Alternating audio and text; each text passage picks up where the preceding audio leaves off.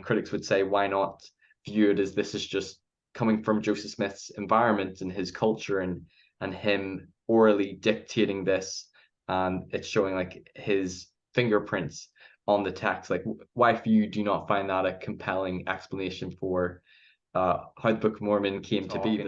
Do you think perhaps there needs to be, or maybe should be, better dialogue between critics and apologists, a way to talk with each other without having to create the us versus them, or the anger or hostility or defensiveness? Do you think, would you like to see that? Do you think that's possible, or do you think it's sort of there's always going to be this division? Is your thoughts on scholars or believers who maybe don't believe in the historicity of the Book of Mormon but still hold to it being inspired? Maybe there were, gold plates, still believing Joseph Smith was a prophet, but not in the historicity. I think Patrick Mason has said things for that. Your thoughts on those people? But some people feel that it's sort of weaselly mental gymnastic apologetics, and they're validating some of the issues that critics bring up, and they feel like it does more harm, and it often is what causes people to lose their faith. What would cause you to lose your faith, Dan Peterson? Another question is, do you believe that there are like credible or understandable reasons for someone to lose faith or to leave the church, or to come to a different conclusion? Not necessarily saying that you agree with them or think they're right, but do you think that you can understand, empathize? Mormonism with the Murph, where Larry Singh explores church history and the church's truth claims. Hello everyone, welcome back to my channel, Mormonism with the Murph, where Larry Singh explores the church's history and the church's truth claims. We're back for part 2 of my interview with scholar Dan Peterson. Dan, thanks for coming back. Thank you. So in part 1, we discussed sort of a case for the Book of Mormon. We discussed some of the evidence as Dan sees it supporting the Book of Mormon. We talked about sort of the witnesses of the gold plates, the 3 and the 8 witnesses. We discussed sort of like historicity, archaeology, and geography for the Book of Mormon, both in the Old World, Nahum, Bountiful, and the New World. We also talked about sort of like things in the text supporting, authenticity, Hebraisms, chiasmus, just the internal consistent geography and the complexity, some of the names as well in the Book of Mormon, and sort of the translation process as well, and Dan's view on, the Seer stone and type versus loose translation. So part 2, we're going to be diving more into sort of like criticisms leveled against the Book of Mormon, maybe some of the theories for how it could have been composed, and just some questions or issues that even believing members who may be just struggling with some things might have. Some of these are questions that I'm sort of wrestling with and trying to figure out and navigate my way through, and it's good to just hear different perspectives and just to hear your take on your response to some of these issues. So this will be more defense as opposed to offense. But I hope people enjoyed part 1. I think it's important to look at the evidence that supports, and then to look at the evidence against, to be fair, objective, and balanced. So will we dive into to some of the criticisms? Okay, so we'll talk a little about the Seer stone and the hat. For a lot of people, I would have grown up looking at church art, or looking at the Joseph Smith movie, and it was the gold plates. To be honest, I don't think I really knew much about the Urim and Thummim until my mission, whenever I read about it. And then I think I asked a companion, he was like, oh yeah, it's like 2 stones like in a silver rim, and I was like, oh, that's kind of weird, but that's kind of cool. So I didn't know about the Seer stone, the hat. Some loony did mention it to me on the streets on my mission. He talked about the Seer stone and the church announcing it, and that was, I went on my mission June 2015, and I think that was around the time it got like publicly announced. So the Seer stone was something I wasn't aware of. But some people can be troubled that Joe Smith, had that Seer stone in his youth, and he used it in folk magic and treasure digging activities. And some critics would say, was he being sort of a con man, using the Seer stone, being hired as a treasure seer, claiming to see buried treasure with the stone, but not finding any treasure, and then being taken to court for like a preliminary hearing, in Bainbridge, wasn't it, 1826, by Josiah Stoll's nephew. And I know some people like Lucy Mack Smith, Josiah Stoll, family members, Martin Harris, believed he really did have this gift to see in the stone. Like, he found Martin Harris's pin in straw, literally like a needle in a haystack. And some people really believed he had this gift to find lost objects. But then critics would say, "Oh, was he just being a con man?" And they all thought he had this gift, but he never found any treasure. And he used the same method in translating and dictating the Book of Mormon. Is this troubling? What would be your response to that? I know that could be a whole different topic, but it's an issue some people have with the seer stone, used in treasure digging and folk magic. And does that call into question the authenticity of the composition of the Book of Mormon by the same sort of method? Right. I think some people who are quite willing to accept the Urim and Thummim are bothered by the seer stone. And on one level, I always found that kind of amusing, because it seems to me the whole idea of translating with a rock, whether it's two rocks or one, that's the strange part. Who cares whether it's a two rock Urim and Thummim or a one rock seer stone? I think some people might think the Urim and Thummim was like prepared with the gold plates, and in the history it talks about, in Joseph Smith's history, about using the Urim and Thummim, and the seer stone in the hat almost seems different. And yes, it's this rock that he used in folk magic. I mean, it's a strange thing anyway. And the fact is that we know that people use different divinatory devices. Joseph in Genesis is described as using a cup for divining. That's the thing that's left in one of the sacks of grain that are given out to his brothers. Right. And presumably what you did is you filled the cup with a liquid and then stared into the liquid, like staring into a stone, into the surface of a stone, and you see things. Now, is there something magical about the Urim and Thummim or about the seer stone, or for that matter, the liquid in the cup? I would argue no. I don't know for sure because I've never done it, but I'm guessing that it's something like staring into a blank surface to focus the mind and then seeing things. It is suggested later on that Joseph gave his stone away and said, "I don't need it anymore." I mean, one of the complaints that David Whitmer has about Joseph is, "You never use the seer stone anymore." Yes. I think because it's sort of like training wheels on a bicycle. When a little child is learning to ride a bike, at a certain point you realize, I don't actually need the training wheels anymore. Joseph didn't need the training wheels of the stone anymore. It wasn't that the stone had intrinsic power. It's revelation from God, and if it helps you get revelation, then the Lord starts with you where you are. And Joseph was immersed in a folk magic culture of rural New York. Apparently, lots of people were engaged in money digging and stones. He wasn't the only one. Yes. And in fact, his father later on says to him, "Joseph, you have this gift." His father really believed he had it, but he said it was not meant for something so unworthy as this stupid quest for Spanish gold. Yeah, seeking after filthy liquor, I think he says at the hearing in Bridge. Yeah. So I'm inclined to think, yes, that we can grant a lot of that Joseph came out of that kind of culture, and that the Lord reached to him where he was. Just as he did presumably with people in Old Testament times, Joseph and divining cup, and things like that, we are none of us free of all cultural influences, and we're going to see things through, sometimes literally through, implements, artifacts of our culture, and that's how God reaches us. It says in the Doctrine and Covenants in section 1 that God speaks to us after the manner of our language. And I think that means more than just language. I think it probably means just the way we think. Brigham Young said that he didn't think there was ever a perfect revelation, because revelations have to come through the weak human vessels that receive them. And I think that's always true. That's always going to be true. Does the Old Testament talk about... Yeah, the Old Testament talks about the four corners of the earth and talks about the heavens if they're solid above our heads, which is probably the way they conceived of them. It's the way ancient people did conceive of the world. It's not literally true. We now know there is no solid heaven over our head, and the earth doesn't have four quarters. But it made sense to an ancient population, and I think the Lord is less concerned about that element than getting the basics across.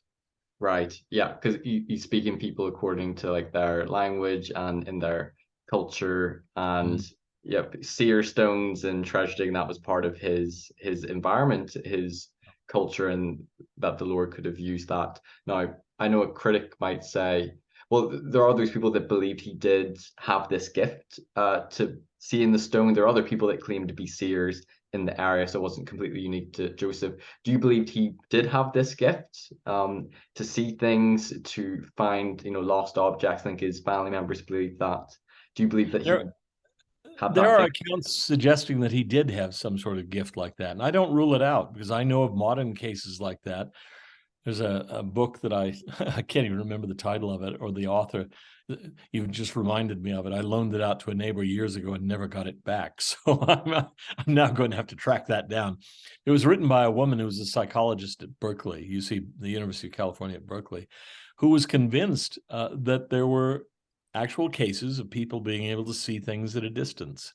And I'm not inclined to rule that out. I think there are a lot of frauds. There's no question about that. But that there are genuine cases of that. There seem to be, under even scientifically controlled conditions. Gary Schwartz at the University of Arizona has done a lot of work on that. Could Joseph do it? Some of his contemporaries believed that he could. And you have the biblical account of the prophet Samuel, who's a prophet of God. But one of the things he does is he helps find a stray camel, or not a stray camel, stray donkey. Pretty mundane stuff, sort of like finding a lost object, in a stack of hay or something like that. But it was one thing he could do.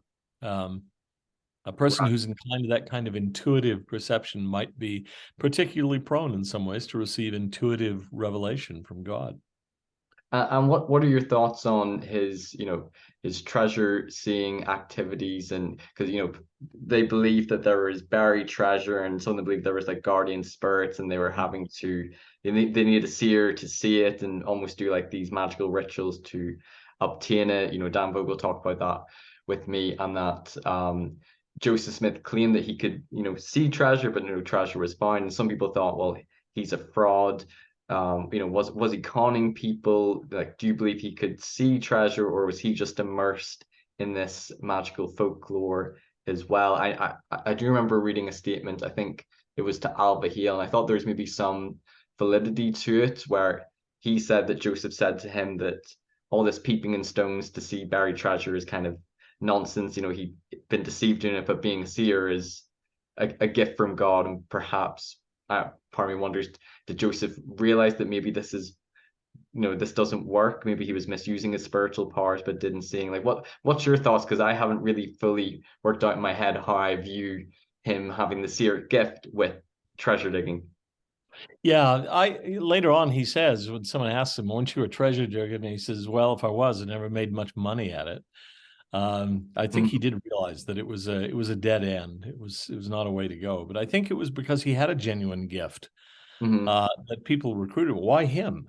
Because he had some ability, but he was not successful at treasure digging. I don't think there's any reason to believe there were any buried Spanish doubloons or anything like that in upstate New York.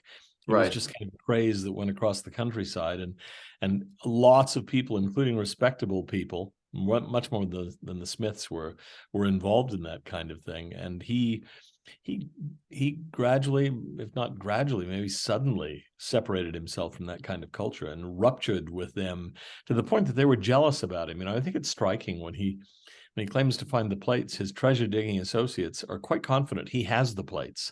They believe him. Yeah, it's believable. That he's just ripping them off. He isn't sharing his treasure with them. Well, he's entered a new realm now where he doesn't owe them anything. It's totally unrelated to their treasure digging, but they didn't see it as totally unrelated. So I do think that there's that element of him, and he transcends it. He moves beyond. I think it's very hard for us to think our way into a culture of semi-educated people on the American frontier in the early 19th century. Where things that we take for granted, understandings about science and history, they just don't know them. And so they have a lot of notions where we would probably find them very strange to talk to now. They'd be just in a different world. And it's part of their magical worldview and their perception of how things worked. Yeah. Like divining rods to. I think that would probably be true in early modern Ireland, the early modern UK.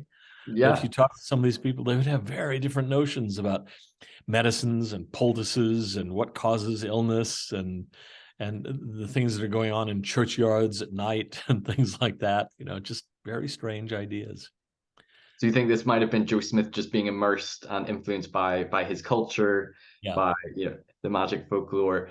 And some critics would say that, you know, the story of the angel and the gold plates, that sort of religious narrative that seems religious to us, came out of sort of like treasure digging and a guardian spirit guarding the treasure, and you know, you having to do certain things to obtain, you know, follow instructions, and you know, the date that Joseph Smith went to the hill is like the autumnal equinox, and it seems very magical. And is this just evolved from like this magical culture he was in, you know, Moroni being, you know, the guardian of the gold plates? Like what are your thoughts about that?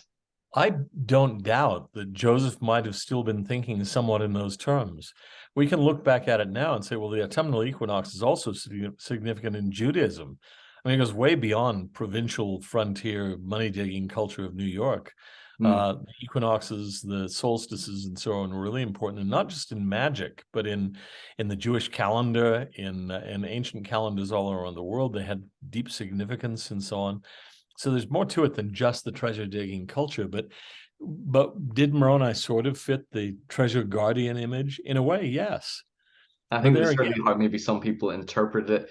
Do you think Joseph Smith evolved the narrative? This would be Dan Vogel's theory. I think you would say no, but um, from it being a guardian spirit to being more religious, like an angel, you know, critics would say there's an evolution. He's trying to make it sound less magical, perhaps, because I think a lot of the early statements do come from neighbors and things. So yes. maybe that's how they're interpreting it. But what would be your thoughts on that?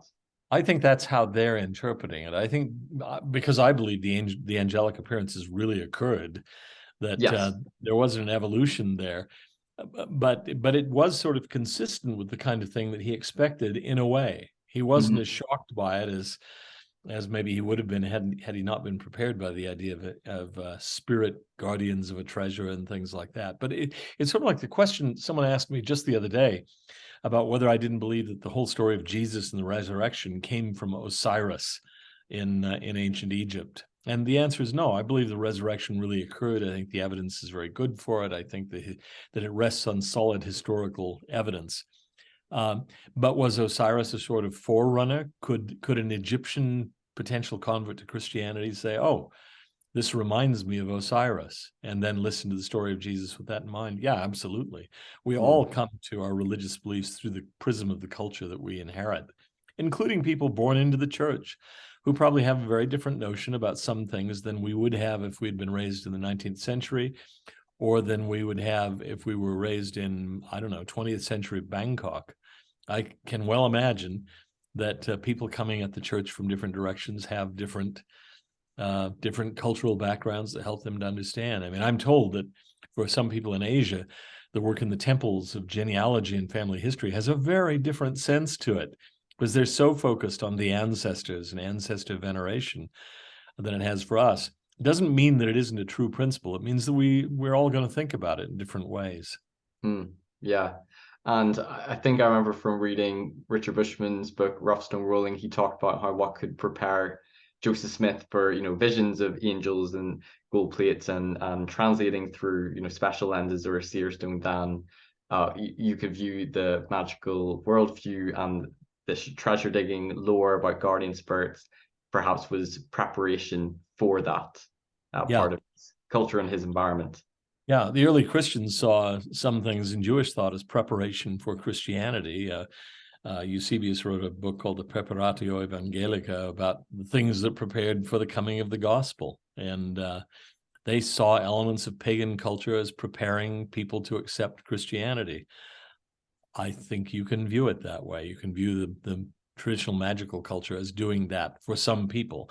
And then the gospel outgrew it, didn't need it anymore. Sort of like outgrowing the training wheels. Right. And one last question on this, because I want to focus more on the Book of Mormon.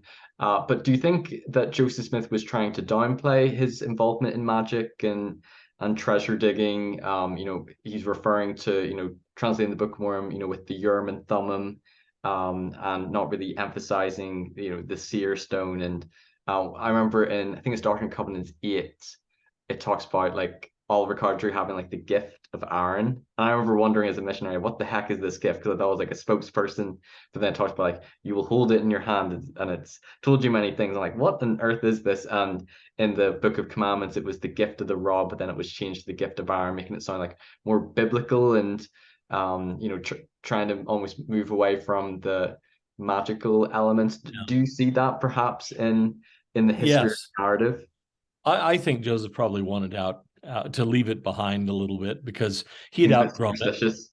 Yeah, and he didn't want people to be distracted by that. He was understanding things better by that point, I think, and moving away from it. But I'll tell you a story.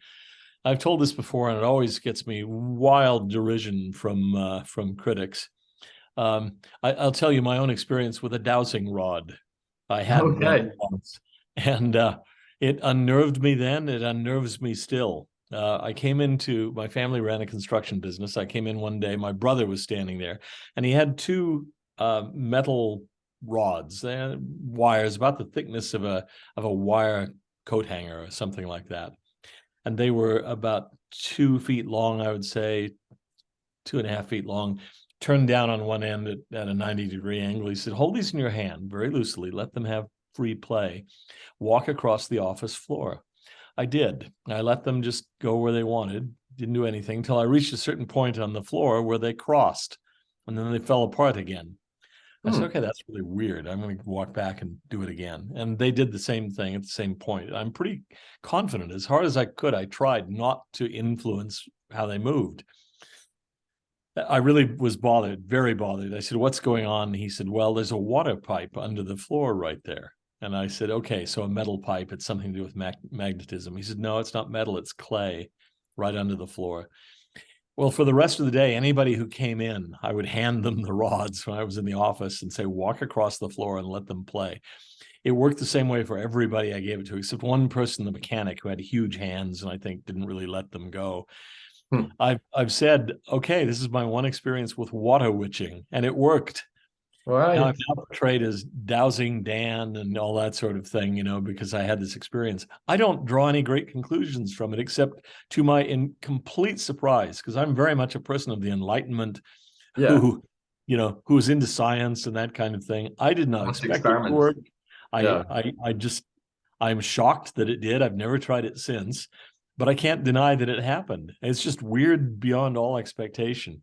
Um, so when I hear that Joseph and people like that were involved in water witching, I'm not quite as surprised as many people would be.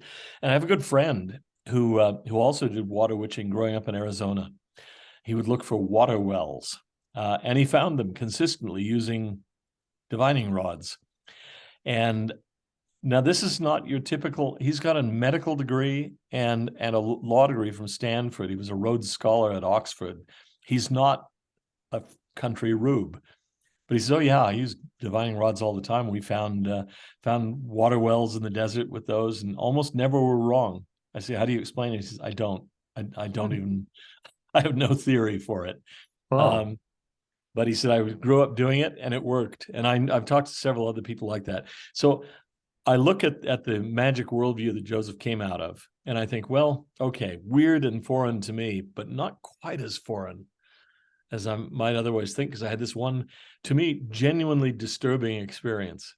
Hmm. Everything I know about science, and people have sent me articles about how water witching doesn't work and all that sort of thing. Yeah, okay, I grant all that. All I can say is it did for me that day. Right. That's interesting. Very interesting. That's cool. Okay, we'll get back to the Book of Mormon, but I think it was Sorry good for that to focus on. long No, no, rambling. no, thank you for sharing that. Talking about treasure digging and using the Yeah, seer stone. So one of the criticisms that are leveled against the Book of Mormon is anachronisms in the Book of yeah, Mormon, and the yeah. standard ones people go to is like horses, elephants, wheat, goats, pigs, steel, metal. I know there was recent findings of horse bones. It Right. was sometime last year, and it was southern Mexico, and they've tested and dated that the strata around the horse bones dates to Book of Mormon time periods. Is not definitive, so it's possible that there could maybe have been horses. No definitive results yet, but that could be a possibility that maybe we've just not found all the anachronisms. But what's your view on anachronisms in the Book of Mormon? Or Well, what would I'd be say, your thoughts to that? yeah, I probably have multiple responses. It would depend on the specific issue. In some cases, I think it may just be word choice. You know, for horses, for example, one of the explanations that's been given is that what was translated as horses in the Book of Mormon doesn't refer to what we would biologically classify as horses today, but something that struck the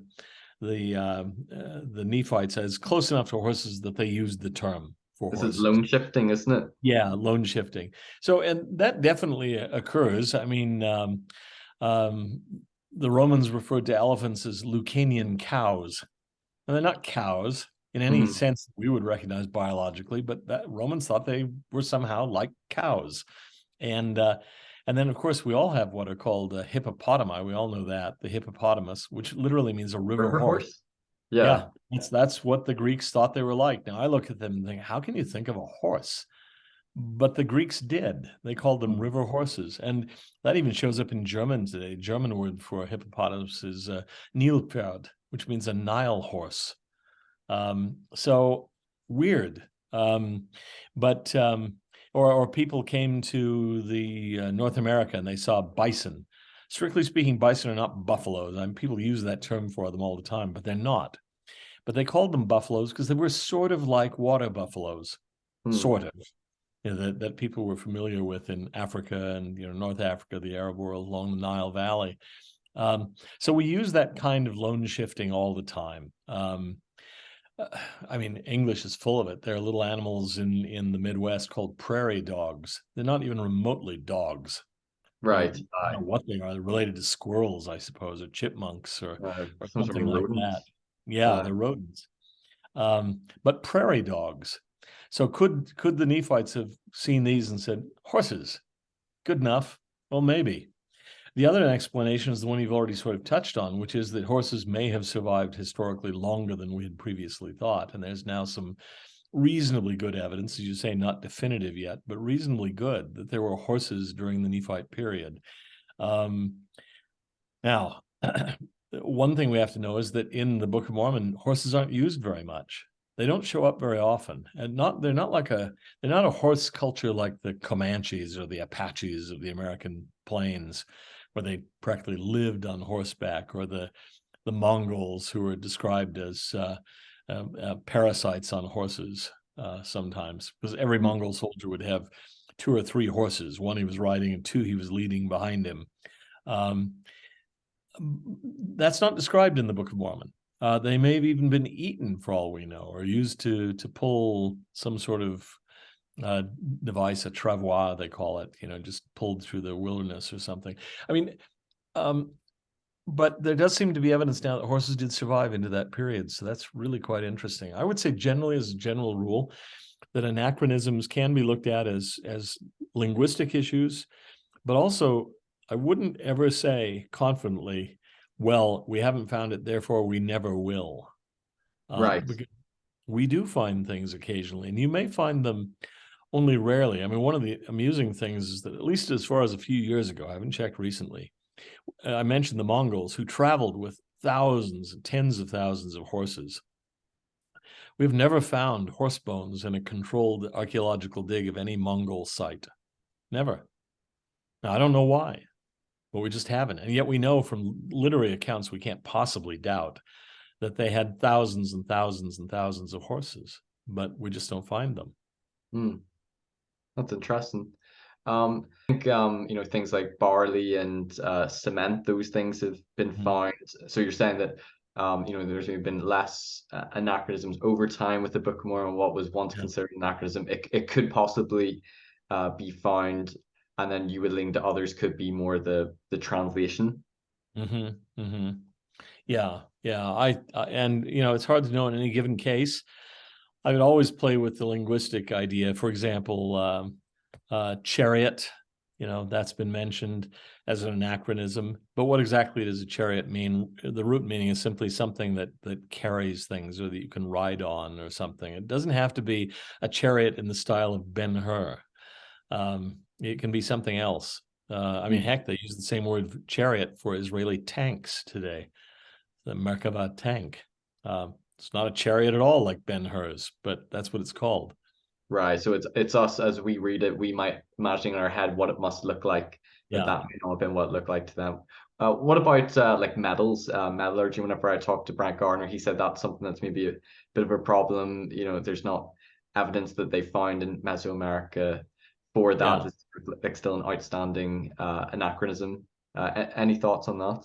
Yeah, that could be. That's certainly. I'm not going to say that there are no problems outstanding, but I do know that John Sorensen wrote an article years ago for a non-Latter-day Saint Journal of Maya Studies, in which he was arguing on the basis of linguistics that there were terms for various metals that appeared in all the Maya languages, and since they appeared in all the branches, they presumably appeared in Proto-Mayan, which means that the metals were present early. There would be nothing to refer to if they didn't. And so there was no archaeological evidence that he could find, but there was linguistic evidence that people were talking about those metals at an early time. Mm, So, okay. that's curious. And perhaps archaeology, they've not discovered everything there is to discover. I think there's an Yeah. according to National Geographic of like it's like 1% of Oh, yeah. archaeological sites have been excavated, and there we can't say conclusively that you won't find it. But a critic might say, well, isn't the fact that there's outstanding anachronisms, does this not show, oh, it's not historical, or this is just a fictional text? Like, what would be your quick response to that? I'd say it shows there are remaining questions and problems and challenges. I don't think it definitively proves the Book of Mormon ahistorical or anachronistic. So, I mean, there have been a lot of things where we thought we would not find them, and eventually we do. That doesn't guarantee that we will find them in the future, but it does mean that we can't be confident that we won't. Yeah, we can never say for sure for 100% because we certainty. haven't found it's not there. And we mentioned in the first broadcast LIDAR, which has introduced us to a whole new world in Mesoamerica that we didn't know existed, far more sites than we ever imagined, far larger urban society. And let me say, archaeology in the New World is especially hard. In the Old World, say in Israel, which I know best, the area is barren. And so you go along and often there'll be a mound in a very flat area. You can tell it's not a natural mound. It's a place where a city was built up, multiple layers, destruction and rebuilding and so on. So it's easy to find it. In the jungles of Mesoamerica, you can walk right by a city and not know it's there.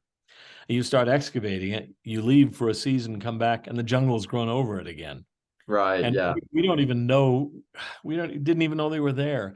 And in the ancient world, I mean, in Israel, for example, the names often survive.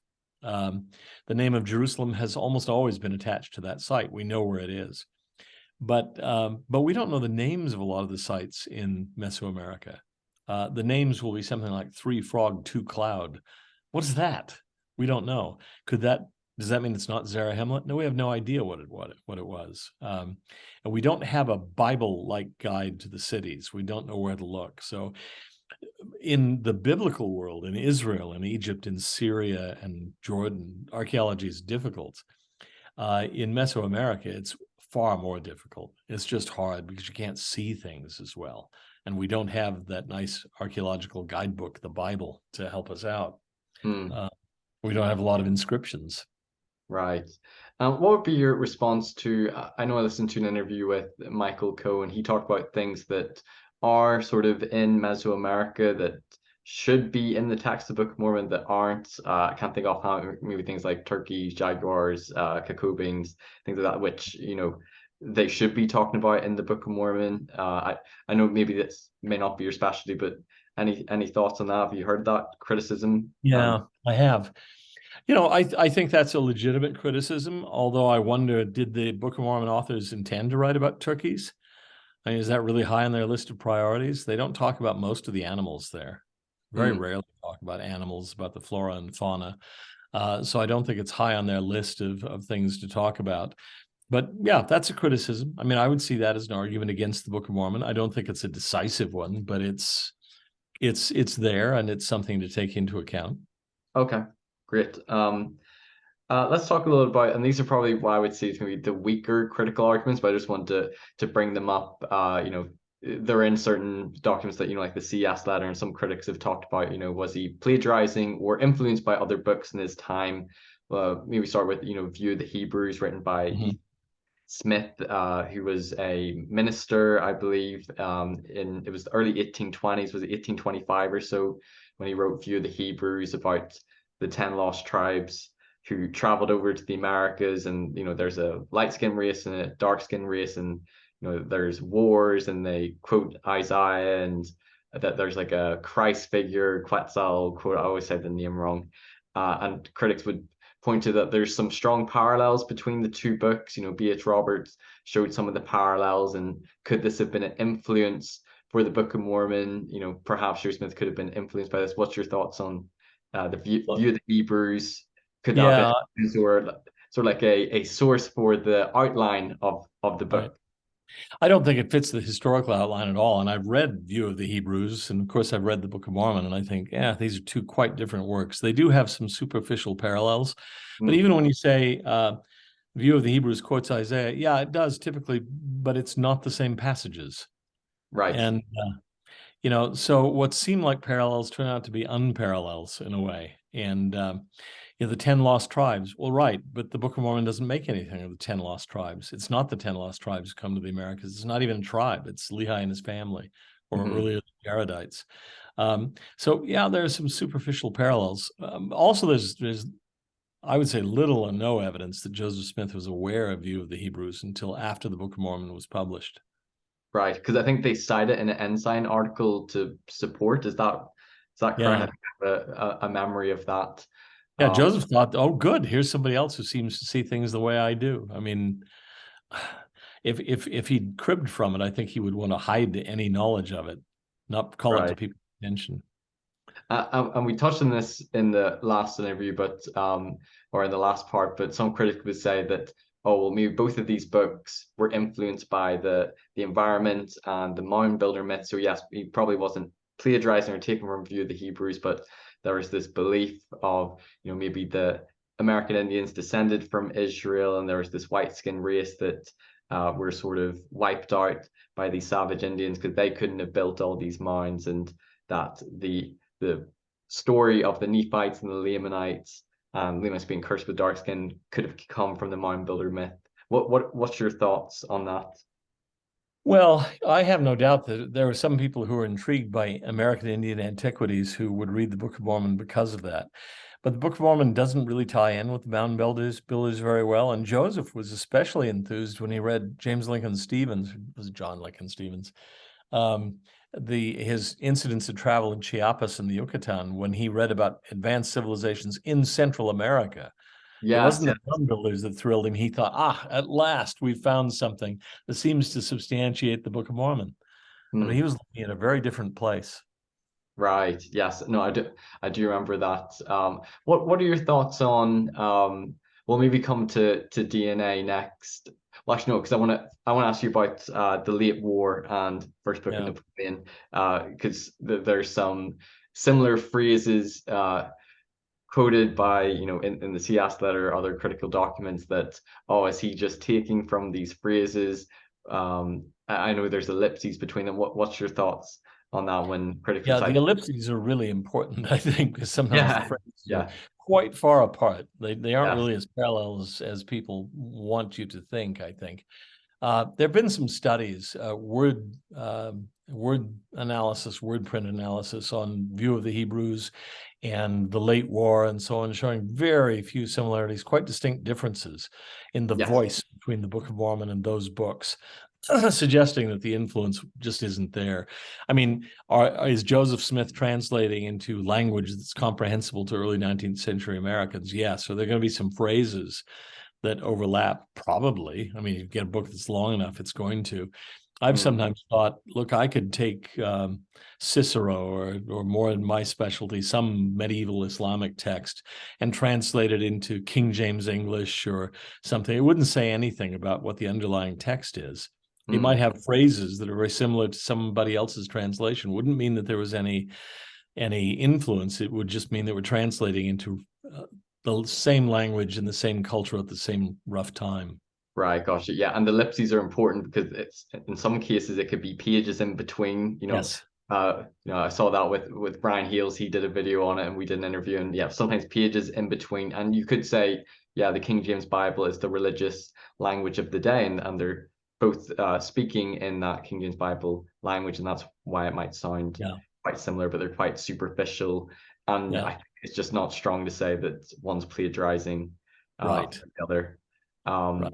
What about so we'll talk about the King James Bible. I think you've touched on this, being the religious language of the day and Joseph Smith's vocabulary, but there's, long passages from the King James Bible in the Book of Mormon. If you look at the Isaiah chapters or compare like the Sermon on the Mount versus the Sermon on the Temple, there's King James Bible language and phrasing, and critics will also point to, errors, maybe some mistranslations that make their way into the Book of Mormon. And if the Book of Mormon is translated, a pure translation by the gift and power of God, how could errors make their way through? So your thoughts on King James Bible language and passages, and then errors as well making their way into the Book of Mormon.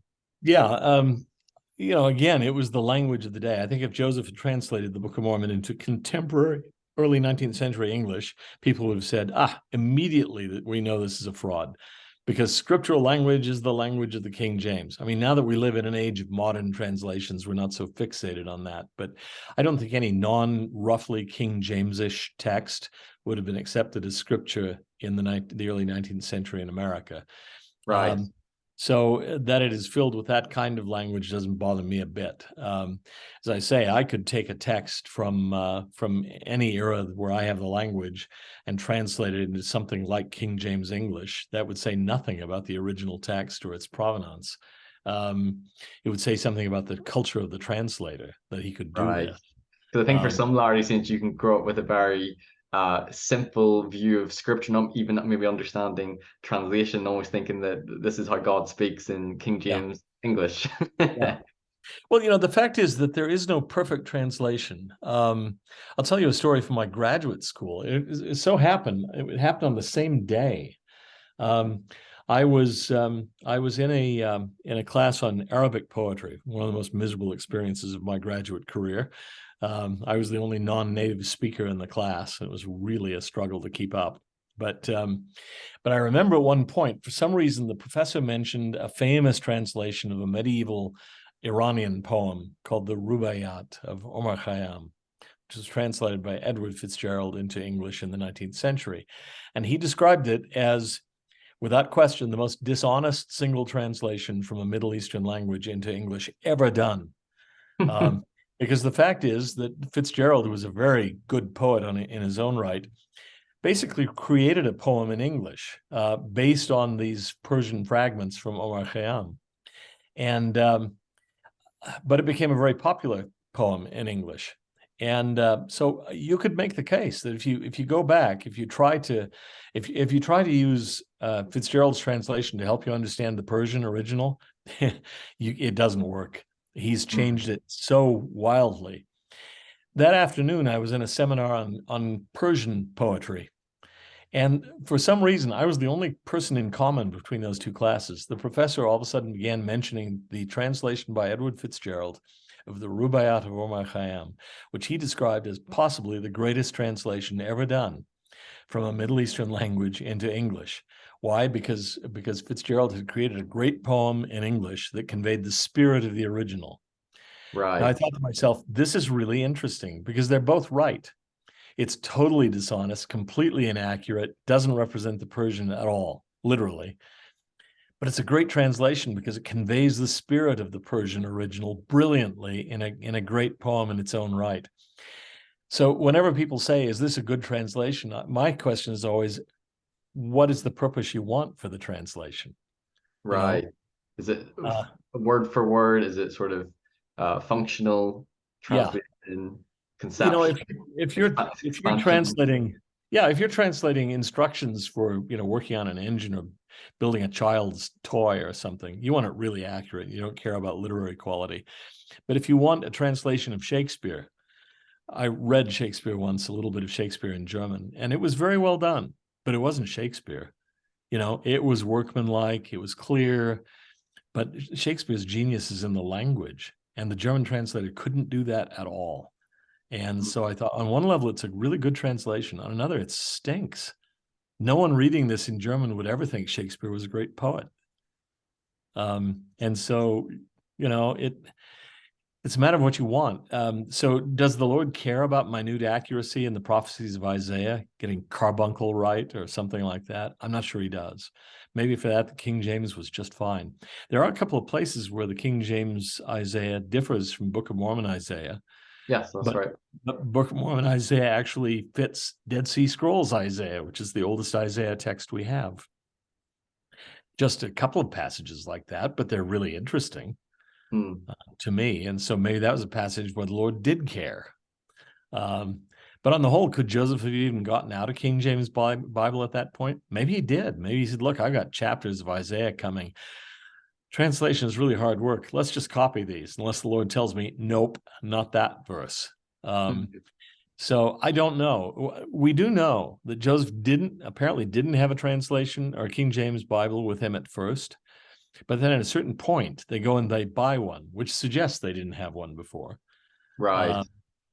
So at that point, they go get one. I mean, it's easy for us to go buy translations, go buy books. They're cheap. But books on the American frontier were really expensive. You didn't buy a lot of them. It was a serious investment to go buy a book. I have more translations of the Bible and copies of the Book of Mormon around my house than I could count. But in those days, you wouldn't. You'd have one. It would be a very treasured item passed down from father to son.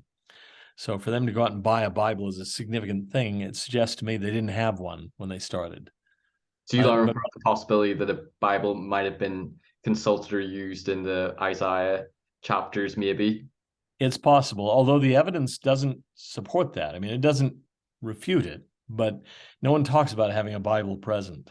They talk about not having one. But, for a brief point in the translation process, could it have been there? Maybe. I know a critic might think, oh, if Joseph is reading it from the Seer stone, why would he then stop, reading from the Seer stone and then to go to a Bible? Like, that almost seems a bit fishy. Why would he do that if it was already done, the pure translation on the stone? Why would he then go to the King James Bible? Well, and I can see that, and I'm only throwing it out as a possibility. And I'm just saying, that at one point, maybe Joseph says, concentrating and being in the right spiritual state to translate from the Seer stone is hard. When we know the next several chapters are just Isaiah, let's just hand copy them. Here, Oliver, just take this Bible and copy it. And then who knows, the Lord could say, on that verse, no, there's a change. As you're reading it through, I want to change here. But there weren't many. So I don't think we know. We can just guess. And would you lean towards it's the Lord revealing the text of the Book of Mormon in King James Bible, English, because that is the religious language of today, would be relevant to the audience, because, some scholars like, maybe Blake Osler, Michael Ash might lean more towards Joseph Smith. That's, he would have been familiar with the King James Bible and he's translating it himself as the translator in more maybe a looser translation to the vocabulary of the King James Bible. Would you lean more with the prior, that it was the Lord revealing it in KJV Yeah, English? although, as I say, it's not KJV English all the way through. Some of it's older than KJV, which is which is the Royal Scows and Stan Carmack argument, which I think is very powerful and very strange, totally unexpected, that you have things there that are not King James, they're older, and that's just weird. I don't know other word for it. But I would say this too: if it's Joseph Smith dictating Isaiah and he really doesn't have a text available, then think of it this way: that too is an amazing feat. Have you memorized the book of Isaiah such that you could dictate it page after page after page? No, definitely not. So and that's another thing, because I think for critics, if he wasn't consulting a Bible, then you would almost have to say that he was able to fluently orally dictate and memorize long Isaiah chapters, and the Sermon on the Mount versus Sermon on the Temple, which almost would seem beyond someone's memory being able to. They might say, oh, well, he would have studied the Bible a lot, knew the King James Bible really well, and was almost fluent in speaking King James Bible English. But to memorize and recite those chapters seems beyond most humans' abilities, I would think, unless you believe it was inspiration or him just taking it from the Bible. Any quick thoughts on why would errors make their way through if this is a pure translation? Maybe it's more just understanding the nature of translation. It was maybe sufficient translation. But any of your thoughts on that? Well, I think even with Revelation, errors can creep in, and we know that Joseph didn't Right. have a It's view not of inerrant. Revelation. Joseph did not believe in inerrancy. He never did. I mean, he's willing to go back through his own revelations, the Doctrine and Covenants, and where he thought a passage wasn't clear, maybe capture the thought a little bit better by adding a phrase or clarifying something. And Dear he, Whitmer had a problem with that. You ah, know, whenever I first learned about that, it was a big shock to me because I think a lot of Latter-day Saints grew up with this very almost like Protestant fundamentalist, literalistic view of Scripture and Revelation that yeah, it's directly word for word from God, and you can't alter, you can't change it. You know. yeah. Well, I think if you look in the Doctrine and Covenants, you have a good model of, or models of what Revelation is. There are some passages that purport to be direct transcriptions of what a heavenly being standing in front of Joseph said to him. Yes. Okay, that's one thing.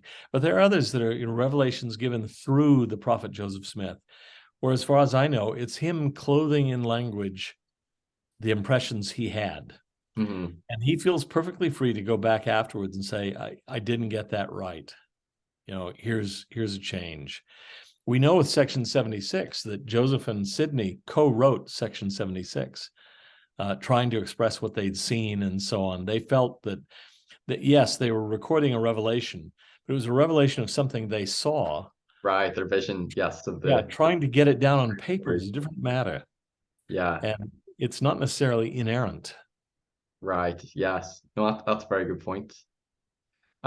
Okay, so going back to the King James Bible, this is a couple of questions that I have that I've not been able to fully answer. So, critics would say that when Jesus visits the Nephites, he gives a similar sermon to what he gives, in the Old World, Sermon on the Mount, Sermon at the Temple. There's some differences that he adapts. He doesn't talk about the currency, I think, farthing. He changes it to the Nephite C9, or he's perfect like his father, and the law's been fulfilled, and you would say like, oh, okay, this is him adapting it to his audience. But some critics have pointed to things like the Aramaic word raka being said Yeah, to the yeah, Nephites, and it's like that wouldn't have made sense to the Nephites. And did Joseph Smith, did he include that because he didn't know that it was an Aramaic word, and is this sort of like a fingerprint that, oh, this is Joseph Smith? Or the Roman law of going like a mile twain, and mhm. would that have had relevance to the Nephites? Would they have understood that? Do you have any quick thoughts on that? Because they're kind of obscure criticisms, but Yeah. they might say that, oh, he's just relying and taking from the Sermon on the Mount in the King James Bible, making a few tweaks that he would know wouldn't be relevant to the Nephites, but some Yeah. things he wouldn't have realized make their way through. Any quick thoughts on that? Well, I don't know if they're quick thoughts, but I'll say I do a lot of translating, and when I was teaching at BYU, I did a lot of supervising of translating. That is, I gave students translation exercises, and I supervised a translation project that published multiple volumes of mostly Arabic stuff. And the fact is, translations, when I translate, translations can be very literal, they can be fairly loose. And I will vary my approach, not only from one sentence to another, one passage to another, but sometimes within the same sentence. If it's something like shut the door, that's really easy, no expansion necessary. But in other cases, you might even work in an idiom that isn't actually there in the original. If you say something is the apple of someone's eye, the original may be totally different, but have a similar meaning. Right. Yeah. If you translated it literally, they'd think, what? Doesn't make any sense. But they understand that something is the apple of someone's eye. Right. Because if you were to say like break a leg, but like translate that phrase into another language, Exactly. they took it literally. They're like, what? Like break a leg? And my wife's Spanish too. Some of the phrases or words or even like verbs and stuff that they have in Spanish, we don't have in English, and it's never a perfect, Right. translation. Yeah, I have that experience with an Egyptian friend of mine whose English is very, very good. He taught himself English. Funny story. He served in the Six-Day War, and then in the 1973 war with Israel. He spent the intervening time basically seated out in a tent in the desert doing nothing, sort of abandoned by the army with a rifle and no ammunition. He was Hmm. bored to death. Very bright guy. So what he did was to teach himself English by reading. He had a whole stack of cheap novels about Perry Mason, the American attorney. Um, by Earl Stanley Gardner. They're mystery novels, and he read those, scores of them, because Gardner churned them out. And so his English is tremendous, but he hadn't really spoken any English until he married an American wife. By the way, I could never beat him in Scrabble. So irritating. My wife always used me in trouble. He had memorized all the Q words and the X words and the J words and so on. So I never won against him. He said, well, why don't we play it in Arabic? And I said, you got to be kidding. I get wiped out in English. I'm not going to try it in Arabic against you. But the fact is that he had this peculiar vocabulary for a long time based on American crime novels. And it depends on what kind of English you've learned and so on. But sometimes people just don't get the idioms. And I found with him all the time, I'd tell him a joke, like we'd say, "Oh, you're getting up to give a speech, break a leg," and he'd say, "Why would you want me to break my leg?" Yeah. No, I didn't mean break your leg. Well, you said break your leg, break a leg. What does that mean? It's really a weird idiom. It is. And so, things like that. Well, if you were doing it into Arabic, you would do it very differently. Maybe if you translate it literally, you'd be misleading people. So you'd give them a different idiom. It's a better translation to not be literal. Right. So I think if you understand that there is no one right word for word translation from one language to another, and the more distant the cultures, the worse it becomes. The more distant the culture and the longer the time difference, the more foreign it becomes. I remember we did a really deliberately literalistic translation of a Greek tragedy once, just part of it. And something about the poet talking about his reflective midriff. What in the world does that mean? Well, we'd say his heart. But they didn't have the notion that the heart was the place where emotion took place. It was your reflective midriff in that particular poem. Well, that's totally meaningless. Don't translate it literally. People would be totally lost. Right. So do you think that could have been what was going on, in the Sermon on the Mount, those words, maybe it's like a functionally equivalent translation, perhaps? But if you'd given the Nephite word, nobody would know it. If you give Raka, then they've been around that since 1611. They know that from the King James. That's not the word that was used to the Nephites. And then why do you think the word C9 might have made it through as opposed to farthing? Because they've already explained the idea of Nephite coinage. That's been explained already in the book. Okay. So, and it shows up once in a while. So that's coinage.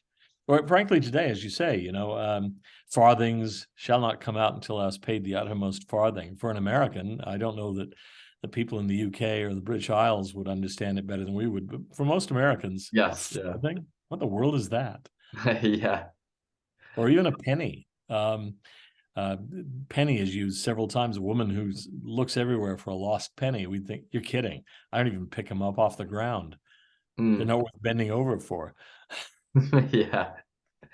So what are your thoughts on New Testament passages in the Book of Mormon? I can think off the top of my head, Moroni 7 and the verses on like faith, hope, charity, and 1 Corinthians 13, the language is very similar, not identical to Paul on charity. I think the gifts of the Spirit are spoken about in Moroni 10. And as I've actually been going through the Book of Mormon, reading it again, I've been looking out for King James Bible and New Testament phrases, and there's a lot of it. You could say some of it is because Jesus would give similar words when he visited the Nephites as he did in the old world, but it definitely seems like there is part of the translation, and critics would point to some of the New Testament passages is this sort of anachronistic, with the Nephites have this available on the brass plates.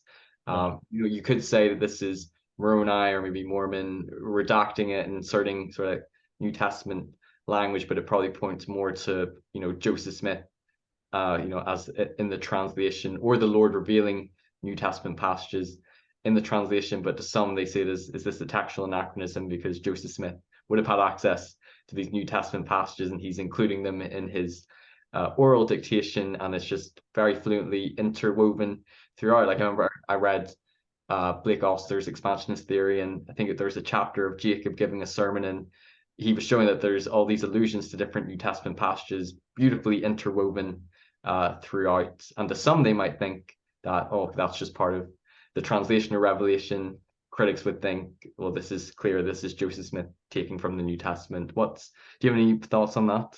Yeah, I don't know that I can definitively rule one or the other out. I mean, I do say that, and I think Blake is completely right in pointing out they're beautifully woven in, and they seem to They draw on are. parts of the New Testament. Mm-hmm. Whoever translated the Book of Mormon knew the New Testament, King James Bible, extraordinarily well.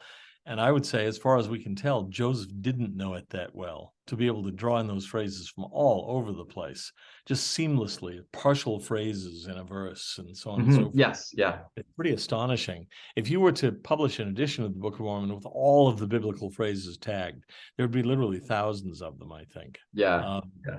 As this part of a divinely revealed translation, I think you could believe that. Jack Welch has argued that there was probably an older hymn accessible to both the Book of Mormon authors in some way by revelation from Jesus or on the brass plates, but accessible to Paul on faith, hope, and charity, and so on. And that's a possibility, but we don't have a text showing it, so I can't prove that. I mean, that's right. Certainly possible.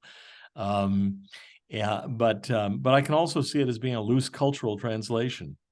Just if I want to translate a text and have it reach an audience, maybe I would start using texts that they're already familiar with to try to make the point. If it's close enough, if I'm not misrepresenting the original, say, yeah, I'm going to use this. I remember Hugh Nibley translating an old Syriac hymn, and he started off with, "In my first primeval childhood," which is right out of, "Oh, my father." Yes, that's right. I like that hymn. It's not literally what the Syriac text says, but it's pretty close. And by using "in my first primeval childhood," he sort of kicks you into the vein that he wants you to be thinking in as you read his translation. And I thought, okay, I could argue against doing that translation, but I could argue for it too. I think it's an interesting choice to make. Translation is an art, not a science. Right. And I know there's a passage in the Doctrine and Covenants where Joseph says, I can't remember what he was translating, but he said I could have rendered a plainer translation, but this is sufficient. And perhaps it was a sufficiently plain translation suitable to the 19th century audience.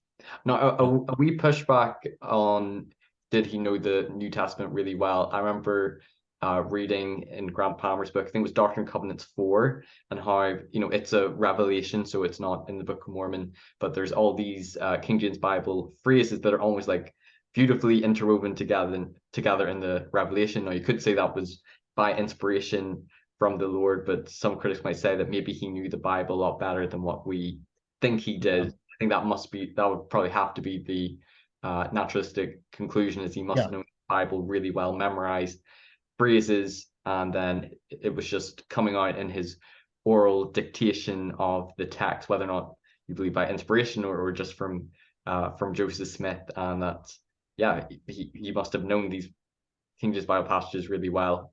Do you have any quick response to that? Yeah, I think that Joseph, probably especially after his revelation of the first vision, then after his call by Moroni, probably got more serious about biblical study. But his mother said that when he was a teenage boy, he was the least inclined of all of her children to read. That's He'd right. never read the Bible through in his life. That he was a deep study. That is, he was reflective. He thought a lot. Yeah. But he didn't read a lot. He was out busy, hewing logs and moving stones and thinking out in the forest. But she didn't know him to sit down with a book very much. And so, my feeling is when I read the Book of Mormon, I think, look, I could not write this text with the number of New Testament allusions in it that I see in some of these passages. I couldn't do it. And I've read the King James Bible, I'm suspecting, a whole lot more than Joseph Smith had in 1827, 28. Right. And so, it's possible that he could have done that, but I just think it's unlikely. It seems to be something done by revelation. But, I can't prove that. That's just my sense of it. So someone could make the opposite case. Okay. Let's talk a wee bit about DNA and Native Americans. And we kind of alluded to this earlier, but the I think traditional narrative that a lot of us grown up with is, the Nephites and Lamanites inhabited and populated the entire, continent of North and South America, so like the hemispheric model, and that the Native Americans, the Indians, they descend from the Lamanites. And I know in the original introduction to the Book of Mormon, which wasn't on the plates, but I think it was written by, was it Bruce R. McConkie, that the Lamanites are the principal ancestors of the Native Americans. But DNA evidence shows that 99.6% of Native Americans descend from Asia, like Siberia, Mongolia, not the Middle East. And critics would say, does this not disprove, the historicity of the Book of Mormon, and that there weren't historically Nephites and Lamanites? And I know before the DNA evidence that scholars were looking at the text and saying, this is pointing towards a more limited geography model, and that they didn't have it, the entire continent of North and South America. But what's your thoughts on the DNA problem? Is it a problem? And what would be your response to critics who would say DNA disproves the historicity of the Book of Mormon? I would say it doesn't disprove it, but I do believe that we created the problem for ourselves in some ways by having this hemispheric model. The only ancestors of the American Indians are the Lamanites, and so on. The Book of Mormon other peoples before they came. Yeah. And so, we created that problem for ourselves. But if you read the book carefully, it doesn't say that. And I am told, I can't prove it, but I was told by someone who was on the committee, who's now passed away, but he was on the committee with Elder McConkie for the new edition of the scriptures. And they actually argued against his putting in the term principle. They didn't want him to do that. And he did it anyway. And I think it was a mistake. I think it was wrong. And so that set us up for a problem that we didn't need to have. It says now, I think, among the ancestors, yes, which, that's right. which I'm willing to defend. But principal ancestors, I think, is indefensible. If you mean by that, genetically principal, then it's simply not true. But we were never committed to that view, I think. Never should have been, though we thought we were. We often do that to ourselves by staking out a position that we then have to abandon, but then we realize we weren't mandated to do that in the first place. Just say what the text says and don't go beyond it. You'll be a lot safer that way. Now, does DNA disprove the Book of Mormon? I would say no. And we were really fortunate when the first attacks on the Book of Mormon and DNA came out, that some of the best geneticists in the world happened to be Latter-day Saints. I remember when one critic said, look, the very DNA that proves people guilty in criminal trials proves Joseph Smith guilty of forgery. Well, it so happens that at the time, John Butler, who was a bishop in Gaithersburg, Maryland, was an official at the National Institute of Standards and Technology. He literally wrote the book on the forensic use of DNA for use in trials, PhD biochemist. And so he said, no, it does not disprove anything. Or you had people like Michael Whiting here at BYU, who's a very eminent geneticist, who said, look, you're not going to be able to find, most likely, the genetic traces of a family that came 2,600 years ago. Because I have 2 parents, 4 grandparents, 8 great-grandparents. Pretty soon, I've got thousands of ancestors, and the genetic traces of one parent among those ancestors are going to be lost. There are only so many places on my chromosome, and it's just not going to show up. And furthermore, the really crucial person is Sariah, and we don't even know anything about her. Do we know what her DNA looked like? Was it typical or was it anomalous? We don't know. So there's just not enough to make this decision. We can't agree from the mother, isn't it? Yes. The DNA markers are. We're not good at tracing the father's DNA, but we can trace the mother's. And so it's Sariah and her, other women in the line that are really, really important here for that kind of DNA analysis, and we just don't know enough. And so they would not say, oh, DNA proves the Book of Mormon true. They certainly wouldn't say that, but they would say, no, it definitely doesn't prove it false. A Book of Mormon, a true Book of Mormon, is entirely consistent with what we know about the genetics of Mesoamerica and the pre-Columbian Americas.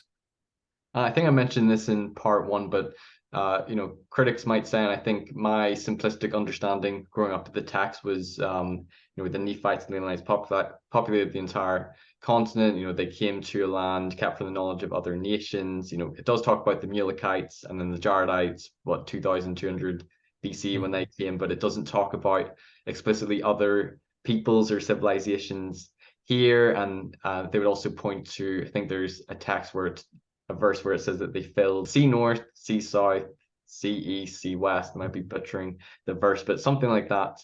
And they might say that the Book of Mormon makes it seem like they're filling the entire continent, and that by apologists you're having to shift the goalposts to make it smaller to find them in light of this DNA evidence. What would be your response to that? Well, I would just say some of those passages, they filled the earth from the sea west to the sea east, sea north, sea south. Those are really grandiose, sort of poetic passages. They were as numerous as the sands of the sea. That's not literally true. Right. When you look at the prosaic descriptions of how far they travel, it's never more than a few days in any direction on foot.